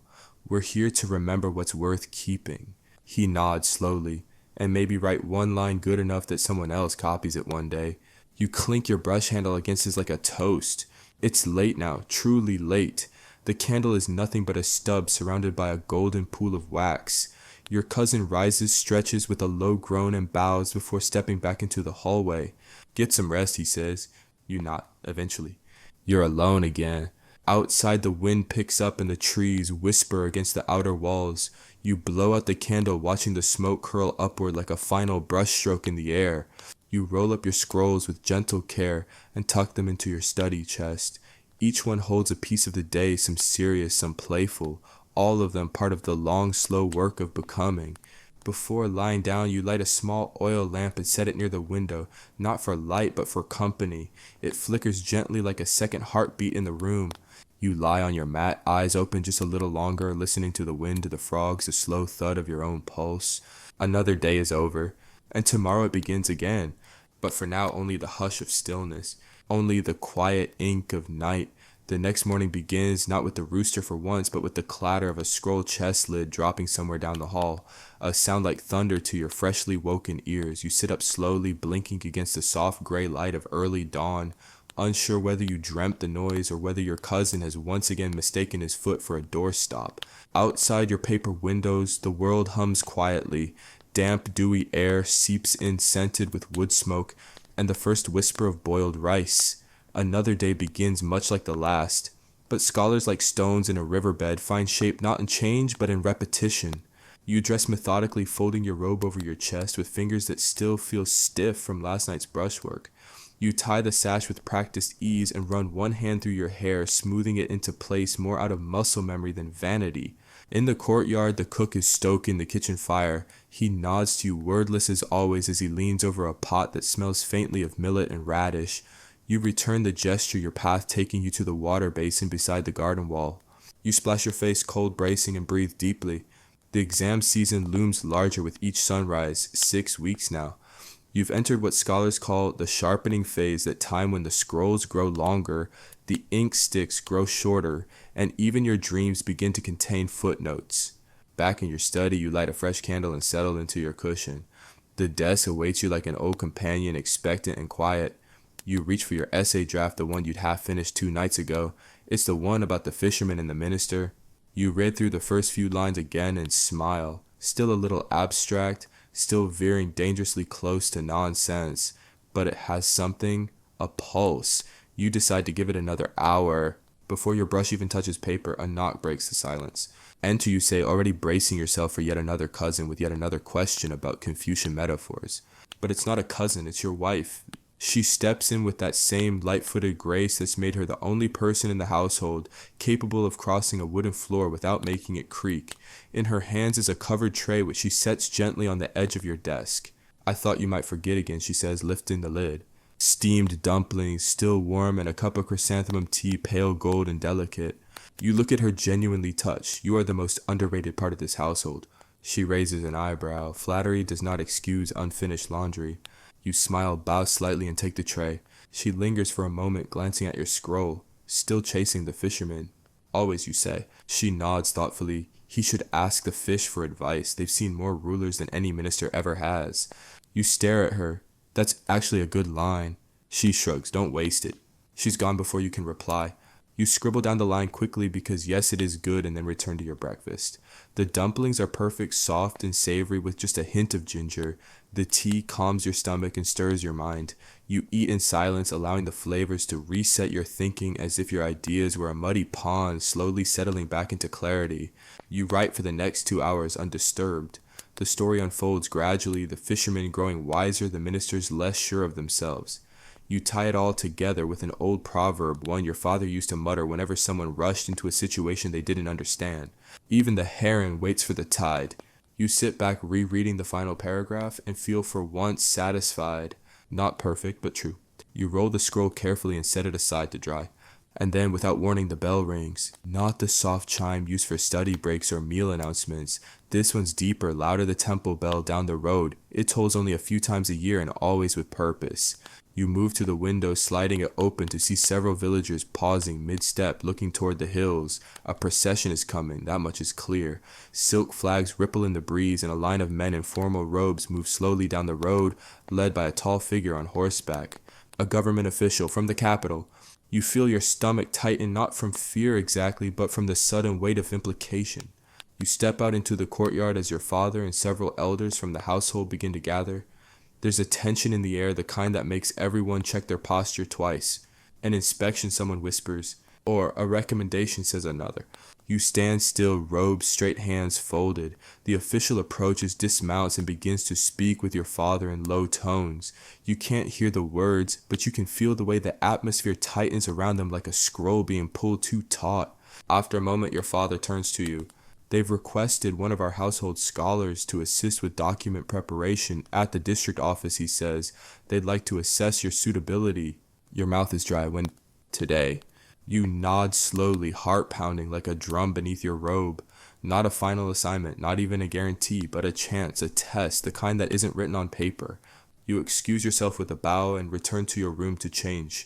As you close the door behind you, the study falls into shadow, once more quiet and still, just for a moment, before the next chapter of your life begins to turn its page. You stand in the center of your study, your outer robe laid out neatly across the desk like a challenge. The district official waits just beyond the courtyard, flanked by guards and silent aides, with impeccable posture and scrolls tucked beneath their arms like obedient pets. You dress carefully. The formal robe is heavier than your daily one, woven from finer silk, with sleeves long enough to trip you if you're not paying attention. The color is deeper in indigo that speaks softly of ambition, and the sash must be tied in precisely 3 loops, then tucked. Not too loose, not too tight. No one tells you this explicitly, you just know. You've been taught in whispers and raised eyebrows since childhood. You slide your writing tools into a cloth case, cinch it with a cord, and bow once to your study, a small private goodbye, just in case. The courtyard is bright now, the sky wide and cloudless. Birds dart through the air, swooping low over the moss-lined tiles. The official greets you with a nod that is neither warm nor cold. He's unreadable, the worst kind. You will join us at the district office, he says simply. There is backlog to be transcribed. Accuracy is vital, as is discretion. You bow deeply, understood, sir. The walk to the district office is quiet. The official rides. You walk. His aides whisper to one another in bureaucratic shorthand, discussing lists and seals and who forgot to file which grain inventory form last month. You nod occasionally, even though no one is speaking to you. It's a long walk, but a purposeful one. Down the hill, across a stone bridge arched over the stream, where your cousins sometimes dare each other to fall in and up through a grove of cedar trees that smells of resin and old paper. When you arrive, the district office looms like a politely yawning beast, low, wide, and lined with paper windows. Inside, it's cooler, quieter. Scrolls are stacked in towers along the wall, red cords, blue cords, seals like little ivory mushrooms in a field of order. You're guided to a low table near the center of the room, a brush, an inkstone, a ledger, blank columns waiting. You will copy these names, says one of the aides in the regular script. The old entries were inelegant. You bow again and begin. The first name is simple. A farmer, born in the year of the tiger. Paid taxes in salt and millet. His signature is smudged, clearly done in haste or with a thumb. You dip your brush and write. The second name is more complicated, a merchant with multiple properties and a long series of annotations regarding livestock permits. You copy every line, matching tone and spacing, careful to pause between each section so that ink doesn't blot. The hours pass unnoticed. Your focus narrows to the soft scratch of your brush and the quiet rustling of scrolls nearby. You are surrounded by the slow hum of paper and the scent of old ink and cedarwood polish. At one point, someone offers tea. You sip without stopping. You don't speak, you don't look up, you simply write. This is not a performance. It is a test of endurance, discipline, and how little you can exist while still producing perfect characters. Historians still debate whether transcription was considered a prestigious task or a clerical punishment. But today for you it feels like something in between, menial but sacred, ordinary but precise. When you finally look up, your back is sore, your neck stiff, and your fingers aching. But the aide is nodding. These are acceptable, he says, which from an official in Goryeo, Korea is the equivalent of a standing ovation. You bow once more. There is no ceremony, no reward, no golden scroll handed to you as you leave. But as you step back outside into the mid-afternoon sun, you feel something shift. The weight of possibility, maybe, or simply the strange sensation of having done something invisible and important at the same time. You walk home slower, not from fatigue though it hums through your limbs, but because you want to savor this quiet solitary moment, this gentle echo of a life slowly taking shape beneath your feet. As your home comes into view, the rooftops familiar and sun-dappled, you hear laughter drifting from the garden, the younger cousins probably retelling your fox story with a few extra tail flips added. You pause by the outer wall, run your fingers along the carved wooden beam that marks your family's ancestral entrance and let yourself smile. Inside your study awaits, scrolls still drying, ink still pooled in your dish, brushes still damp from last night's effort. You step back inside, bow slightly to your desk, and sit once more. Not as someone waiting for recognition, but as a scholar who knows that the real work, the patient, slow, quiet work, is what shapes everything that follows. You don't tell the household much that evening, not because you're withholding some grand revelation, but because there's little to say. You transcribe records. You are not corrected. You are not dismissed. That in your world is a very quiet kind of success. At dinner, your father glances at you once with a look that lingers a half second longer than usual. Your mother places an extra dumpling in your bowl, and your grandmother makes exactly 0 comments about your posture. It's the most thunderous silence you've ever felt. The rest of the meal passes in the usual rhythm, clinking bowls, modest conversation, one cousin trying to whisper gossip and being immediately shushed by his older sister. The pickled greens are especially crisp tonight. You savor them, chewing slowly, letting your thoughts float somewhere above the table. After the dishes are cleared and the lamps relit, you retreat not to your study this time, but to the outer garden. It's darker now, moonless, just starlight and fireflies and the occasional flicker of lantern light seeping from a window. You stand near the pond for a while, watching the surface ripple softly as a breeze passes through the reeds. There's a frog perched near the edge, still as a carved jade figure, and you wonder not for the first time how something can seem so alert while doing absolutely nothing. You sit on the stone bench beneath the willow tree, folding your robe beneath you. The air smells faintly of moss, bamboo, and the lingering memory of grilled fish. You close your eyes and simply listen. Crickets, water, the creak of wood cooling in the night. Then footsteps, soft, familiar ones, approach from the side path. You open one eye and see your cousin holding a teacup and looking entirely too pleased with himself. "I figured I'd find you out here," he says, handing you the cup. You accept it with a nod. Chrysanthemum again, warm and faintly sweet. He sits beside you, not speaking for a moment, just sips his own tea and leans back to look at the stars. "I heard about today," he says finally. You raise an eyebrow. "I didn't say anything." He shrugs. "That's how I knew something important happened." You laugh softly to sound more breath than voice. "You gonna be reassigned?" he asks. "Maybe." "You going to leave?" "Eventually." He nods again as though this confirms some internal prediction. Then he leans forward, setting his cup down on a flat stone. "Do you remember the first time we tried writing on the same scroll?" You do. You were 10, he was 9. It ended in ink splatters, a broken brush, and an argument over whether dragons should be historically accurate. "I remember you cried," you say. "I remember you blamed me for ruining the ink stick when it was clearly your elbow." You both chuckle. The frog by the pond, unmoved, blinks once and resumes its stoic vigil. A pause, a deep breath. "Sometimes I think your cousin says that the exams are a trap, that we study all our lives just to sit in a cold hall and regurgitate better men's thoughts. You don't disagree." And sometimes he continues, "I think we study so that we can be better men, even if no one notices." You sip your tea, letting his words hang in the air like mist over the water. Historians still debate the true purpose of the civil service exams, whether they uplifted brilliant minds or simply maintained order, whether they created scholars or filtered out the inconveniently creative. You wonder if perhaps they did all of that and still somehow left enough room for people like you to find meaning between the lines. After a while, your cousin stands. "I should sleep. The rooster's getting cockier by the day." You smile. He's studying for his own exams. A soft laugh, and then he's gone, his footsteps fading into the quiet crunch of gravel. You remain a little longer, watching the stars shift across the pond's surface. The frog is still there, unbothered, eternal. Eventually you return to your room. Inside, everything is as you left it, scrolls neatly rolled, brushes cleaned and drying. The parable about the fisherman rests near the window, weighted with a stone to keep it from curling. You sit and write a few final lines, not for anyone else, just for yourself. Even the wind studies the leaves before moving them.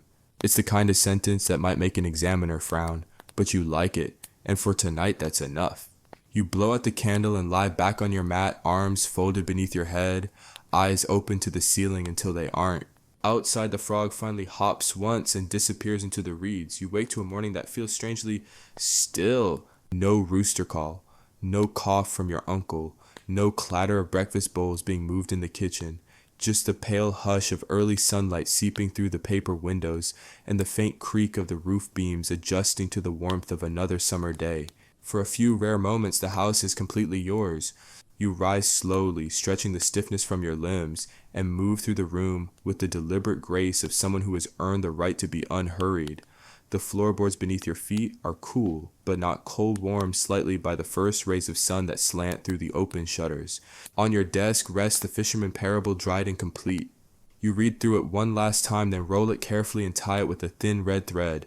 No seal, no signature, just a story, simple, quiet, waiting. You place it on the household scroll shelf alongside the family's collection of writings, poems, records, and lesson drafts. Maybe someone will read it, maybe not, but it's there now, a part of the fabric. You step out into the corridor and find your wife already tending the garden, brushing dew from the leaves of the pepper plants with a folded cloth.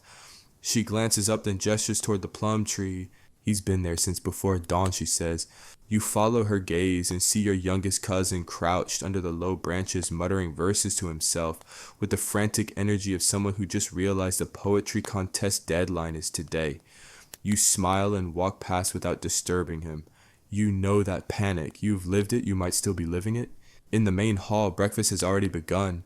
A few family members are seated cross-legged around the low table. Steam rises from bowls of rice porridge and dishes of seasoned green glisten in the morning light. You bow, take your seat, and begin eating in silence. No one speaks much this morning. Perhaps they all feel it too, the strange, subtle pause in the rhythm, as if the household is collectively holding its breath. Your father eventually clears his throat. The capital has responded, he says. Everyone looks up. They've requested a recommendation letter, he continues, for a scholar to assist in the administrative archives for the summer session. He doesn't say your name. He doesn't need to. Your grandmother nods as if this development was inevitable. Your cousin, mouth full of pickled turnip, raises an eyebrow at you with exaggerated dramatic flair. You keep your eyes on your bowl and offer the smallest of nods. After breakfast, you retreat to your study, this time not to write but to prepare. There's packing to do. Only a few items: 2 robes your best, brush a wrapped ink stick from your mother's chest, and 3 scrolls you can't quite bring yourself to leave behind. One of them is blank, just in case. You pause before tucking away your calligraphy cloth and look around your room. This space has been your sanctuary, your trial ground, your quiet battlefield. The floor still bears the faint mark from the time you spilled ink during a thunderstorm. The windowsill holds a tiny chip where you once rested your teacup too hard. Everything in this room carries the residue of effort, and now for the first time in years you're leaving it. Historians still debate whether postings to the capital were true advancements or simply exercises improving endurance under stricter supervision, but either way it means you're going, and it means you're trusted. As the sun climbs higher, you take one final walk through the courtyard. The plum tree is shedding its last blossoms, their petals drifting like lazy snow across the stone path. A few land in your hair. You don't brush them off. Your niece runs up to you waving a drawing in both hands. It's another turtle. This one appears to be reading a scroll while wearing spectacles. You nod gravely. He looks prepared. He's going to the city to be in charge, she says, like you. You kneel and accept the drawing with both hands. I'll show this to every official I meet. She grins clearly, not understanding, and runs off again, her braid bouncing behind her. You tuck the drawing into your scroll case just behind the blank parchment, a reminder perhaps of why you began this journey in the first place. As the cart arrives drawn by a stout ox and driven by a man with more road wisdom than teeth, you climb aboard. Your cousin appears at the last second, handing you a small paper parcel. It's not food, he says, it's worse, poetry. You chuckle and tuck it into your sleeve. Your father stands beside the cart, no speech, no blessing, just a long look and a single nod. You return the gesture. The ox grunts. The wheels creak. The path unfurls in front of you like a scroll waiting to be filled. You glance back once at the house, the garden, the plum tree now half naked in the breeze. Then forward, toward the capital, toward something both new and familiar, toward the next test of Inca patience of self. The journey to the capital is not short, nor is it grand. It is above all slow. The ox cart moves at a pace that could best be described as considering each pebble, and the road itself is more suggestion than path, rutted, curved, and occasionally confused about its own direction. Still, there's something meditative about the pace, something that suits a scholar. You sit in the back, tucked beside your travel bundle, the canvas roof above you flapping softly with each lazy gust of wind. The air is warm, the kind that invites daydreams. Your head leans against the wooden side rail, eyes half lidded, watching rice paddies slide by in rhythmic waves of green and gold. You don't speak much to the driver. He doesn't seem the chatty type, though. Every now and then he hums a melody you can't quite place. Something about dumplings, you think, or maybe goats. Around midday, you stop to rest beneath a cluster of willow trees beside a trickling stream. The ox drinks. You stretch your legs and nibble at the parcel of rice cakes your cousin packed. They're slightly too hard, definitely a little stale, and absolutely the best thing you've eaten in 2 days. You retrieve your blank scroll from your satchel and begin jotting down passing thoughts.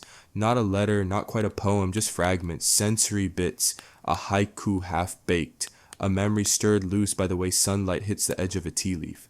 The road is silent except for wheels and breathing, even trees listen. You smirk, it's not terrible. Maybe you'll sneak it into your cousin's poetry bundle and claim it was a collaboration. Back in the cart, you pass through small villages, each one nestled between fields like folded napkins. Children wave, old women sell pickled things from shallow baskets. At one point, a man runs alongside the cart, offering you a chicken. You politely decline.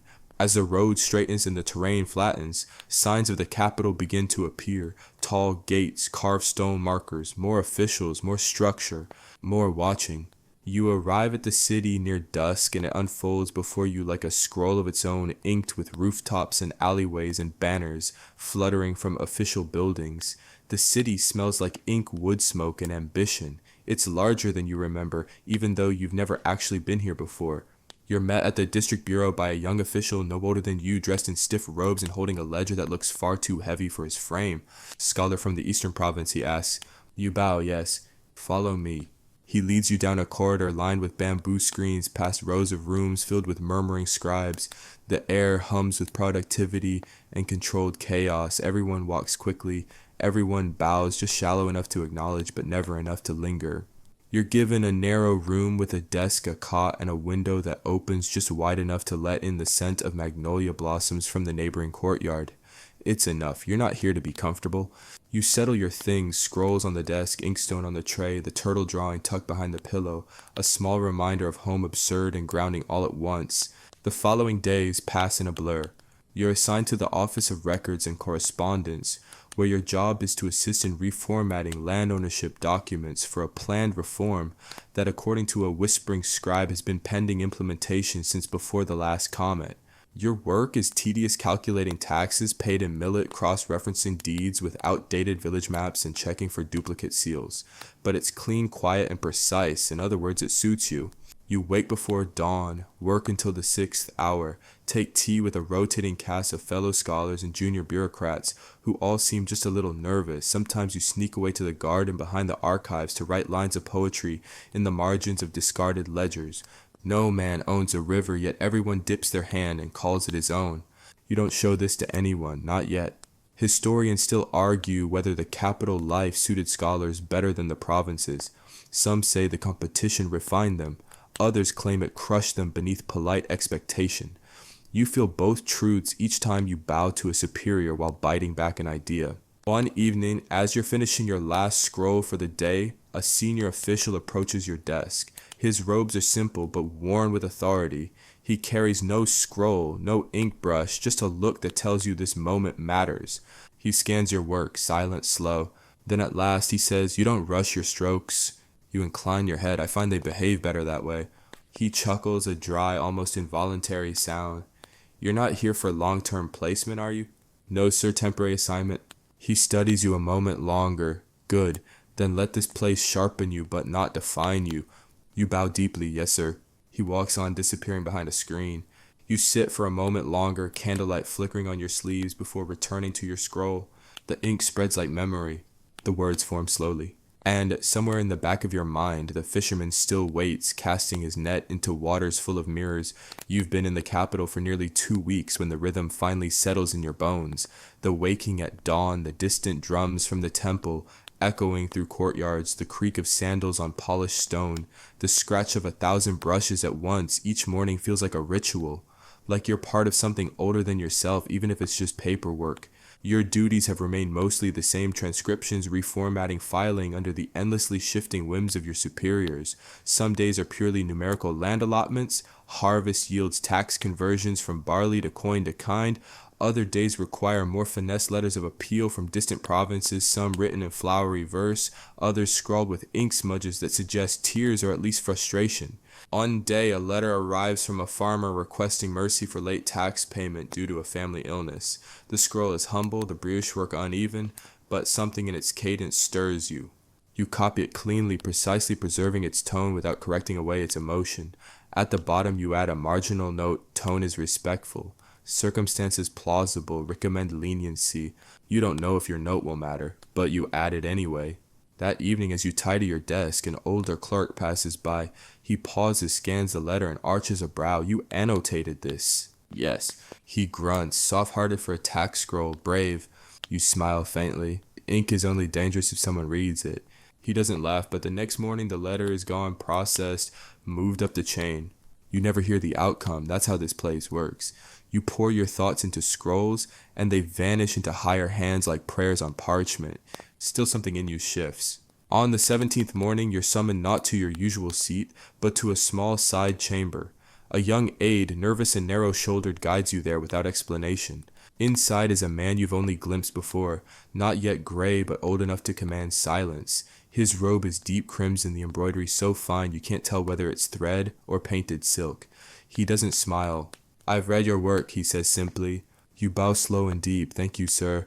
Your brush is controlled and your prose is restrained. A pause. Is that praise caution? He steeples his fingers. "You were trained in the eastern provinces." "Yes, sir. By my father and 2 elder scholars from the White Plum School." He nods. "Then you've been taught to observe before judging."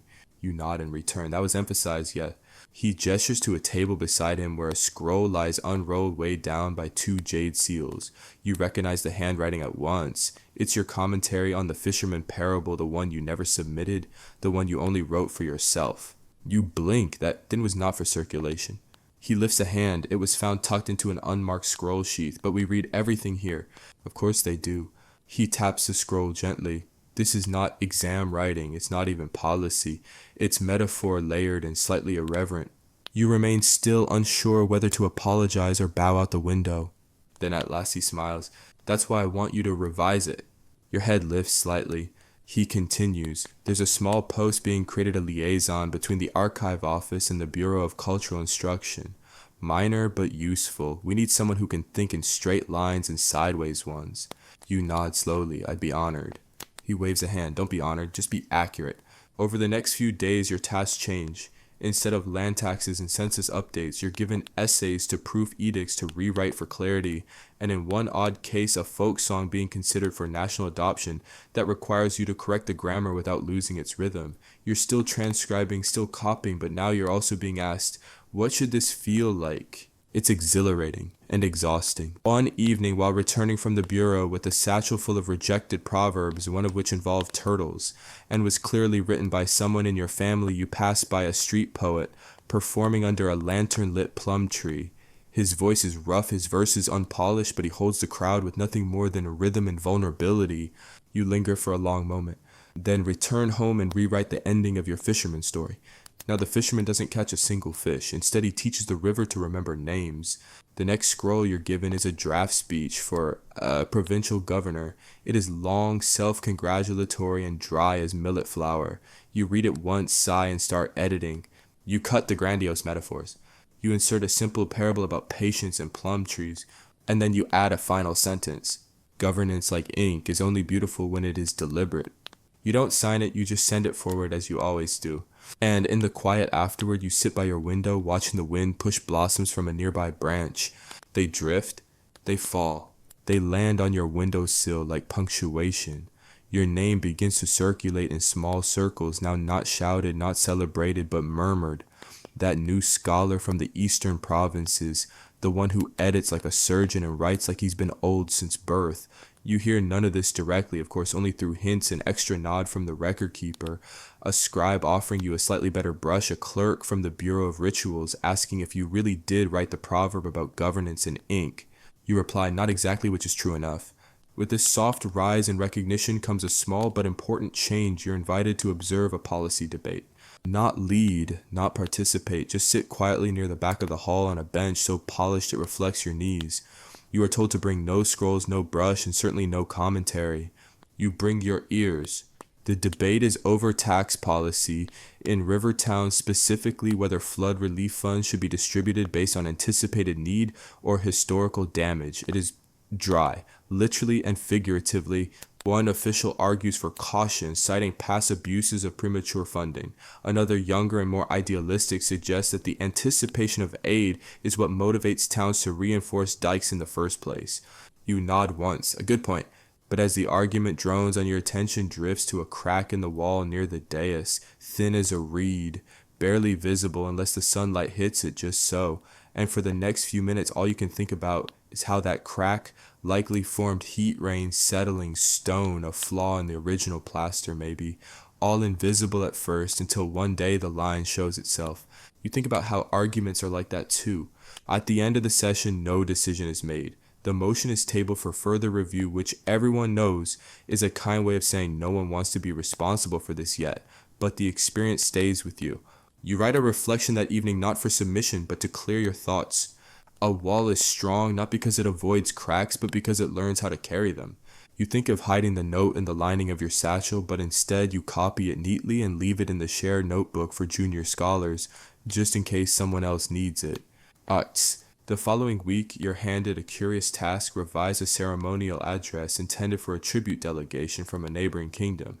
It must be formal, generous, and devoid of any implication of superiority, a delicate balance. You work late into the evening testing phrases like a chef tests spices, one too sharp, another too bland. Eventually you settle on a sentence that makes you nod. We offer our respect not from above or below, but from across a bridge of quiet ink. You pause after writing it, unsure whether it's good or just poetic nonsense. You decide it's both, and that's probably enough. When you submit the draft, the reviewing official reads it twice, nods once, and says, "You're starting to sound like a diplomat." You reply, "I'll try not to let it get out of hand." He doesn't laugh, but his eyes crinkle at the corners.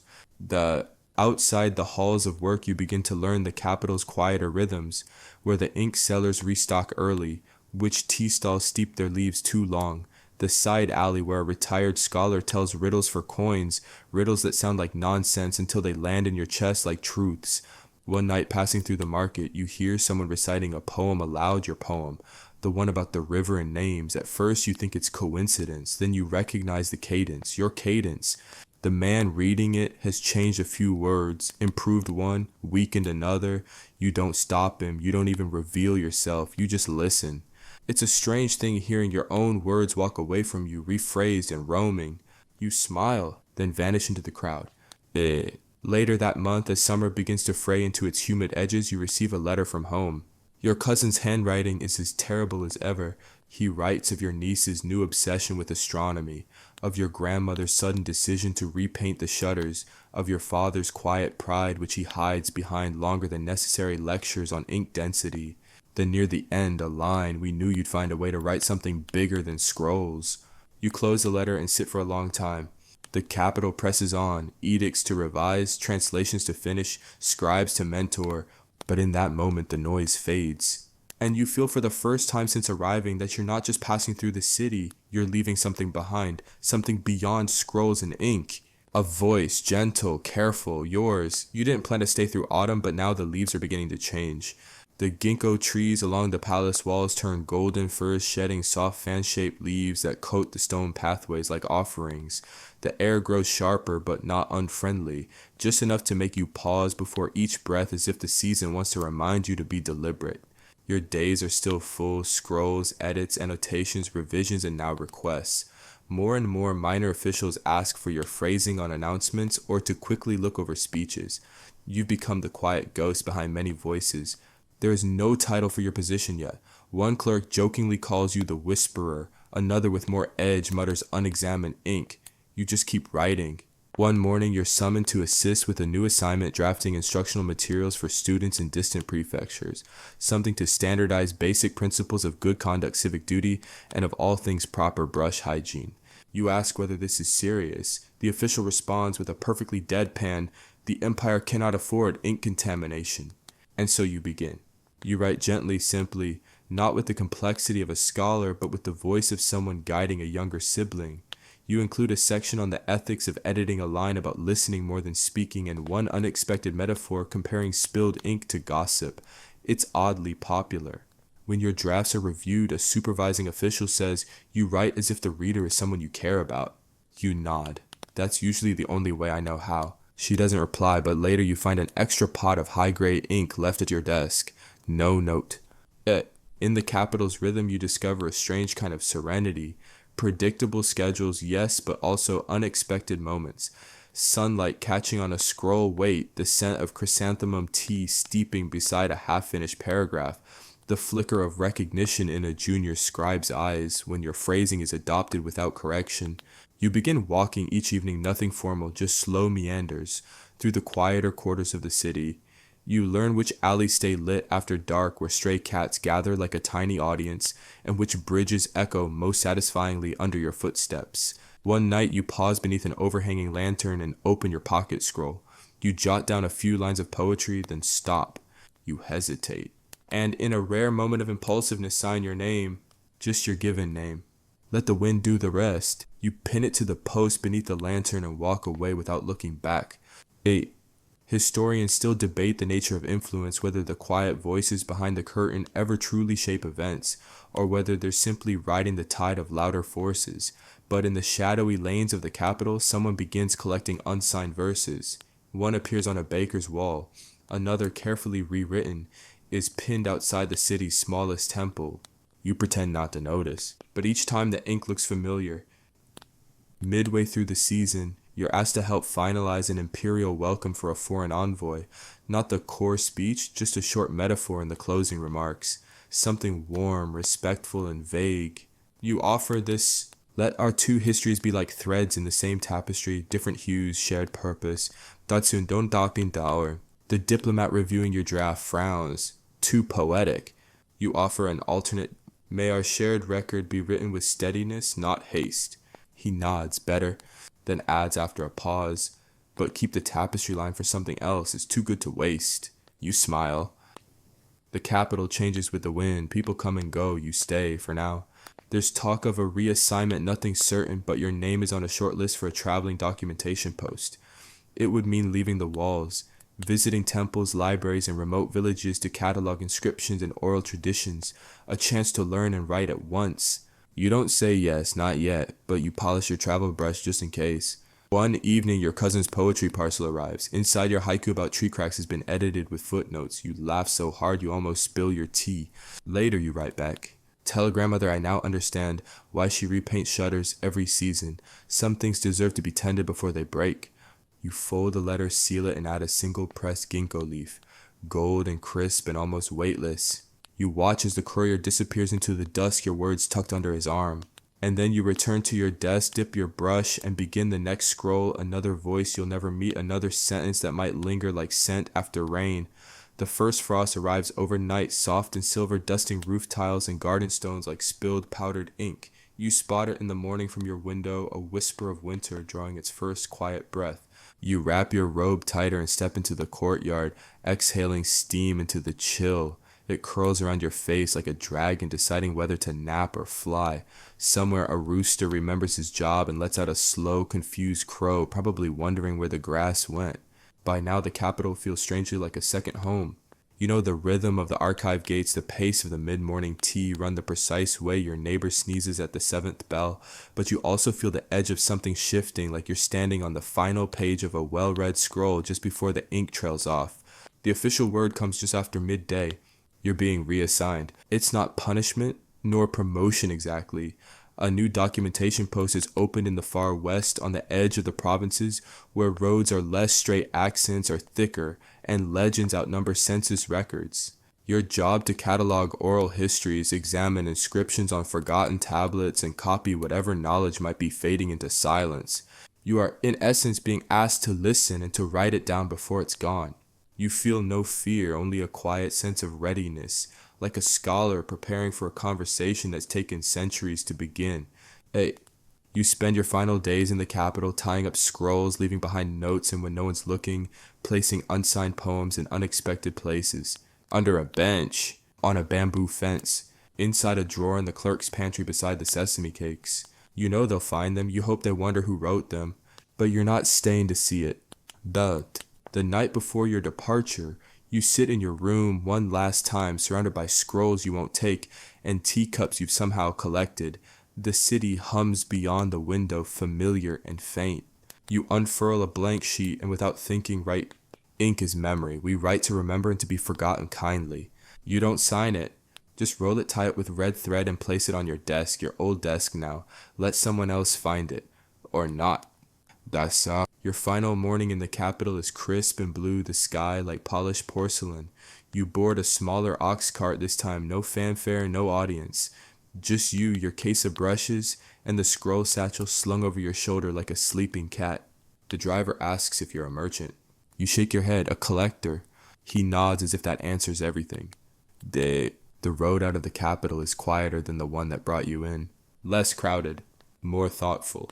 As you pass through the outer gates, you glance back just once, long enough to catch the rising smoke from temple incense and the sun glinting off the tiled roofs like scattered coins, and then the city fades. The journey west will take weeks, maybe longer, but you're not in a hurry. You've come to trust the pace of the ox, the uneven logic of dirt roads, the slow poetry of time well spent. At a rest stop beside a stream with stones smooth as old ink pots, you unpack your scroll case and retrieve a clean sheet. You write about the frost, the plum tree, the weight of silence between sentences, not for anyone in particular, just to keep the ink moving, just to keep memory alive. The western provinces greet you with mud, fog, and a silence so deep it makes even birds hesitate. You arrive in the border town of Hwaju, beneath a sky the color of boiled rice water, your robes damp, your sleeves cold, and your boots carrying half the road. There is no official reception, no welcoming official quoting Confucius, just a man with a crooked hat who waves you toward a tea house and says, "Scholar room's upstairs. The stove works when it feels like it." You thank him. You learn quickly this is not a place for delicate scrolls or ceremonial inkstones.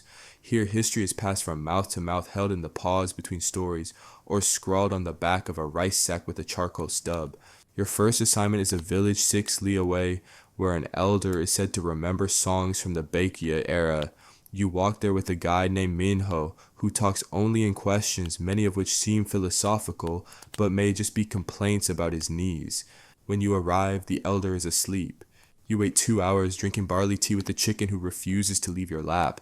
Eventually, the elder wakes, peers at you with milky eyes, and says, "Scholar, I've forgotten most of it." You smile, "That's fine. Tell me what you remember forgetting." He laughs until he coughs, then begins. Over the following weeks, your days take on a dream-like rhythm. You travel from hamlet to hamlet, copying stories onto whatever paper survives, the humidity pressing wax onto chipped roof tiles to preserve their faded inscriptions, sketching shrines no one prays at anymore except a cat you suspect is secretly divine. You eat what you're given, fermented turnip, moss soup, something called river cheese that you politely never question. You sleep in borrowed attics, under porches, or once beside a cow that snores like thunder. The work is hard. The days are slow. And you love it. Because here, every story you write might be the only one that survives. One evening, you sit by a stream writing by moonlight. Your fingers are cramped. Your brush frayed your tea, long since cold, but you don't stop. You're transcribing a lullaby. The woman who sang it said it was passed from her great-grandmother who learned it from a monk with no name. The song is soft circular, it repeats phrases, it has no ending. You copy it faithfully, preserving even the pauses where the singer forgot a line. Then you add a final note. The child slept before the song ended. That was enough. You pause, then tuck the scroll away. Bend. By the end of winter, your satchel is full, not just with writings, but with drawings, borrowed charms, pieces of bark inked with local prayers, a fragment of the country captured in bits. You send a bundle back to the capital unsigned except for a line on the outer wrapper, from the West with memory. Whether they'll read it, archive it, or lose it in some bureaucratic tide, you don't know. But you've done your part. You return to your lodging and begin preparing the next day's route, another village, another name to ask about, another whisper of something worth keeping. And as you roll your blanket out beside the stove, still temperamental, still stubborn, you catch yourself smiling, not because you're important, not because your scrolls will last, but because somewhere out there a little girl is singing a half-remembered song, and now it will not be forgotten. The wind has settled now. Even the oxen seem to sleep, their breath rising in gentle clouds beneath the pale wash of stars. Somewhere in the distance a flute plays soft wandering notes like someone practicing a melody they learned in a dream. And you lie there, blanket pulled to your chin, the last embers of your evening fire casting faint orange light across the walls. Outside, frost forms its delicate patterns on the glass, as if the world is writing its own quiet scroll, one only the moon can read. You think of the roads you've walked, the temples whose bells still echo in your chest, the scent of pine ink and river mud, the warm hands that passed you tea without asking for a name, and you feel more than understand that the life you've written wasn't for recognition or legacy. It was for preservation, for stillness, for the beauty of remembering. Let your eyes close now. Let the stories drift like lanterns across a quiet stream bobbing gently in the dark. Whatever wasn't written today can be written tomorrow. And whatever fades tonight may return in another's voice, another brush, another dawn. For now all is calm, all is inked, all is well.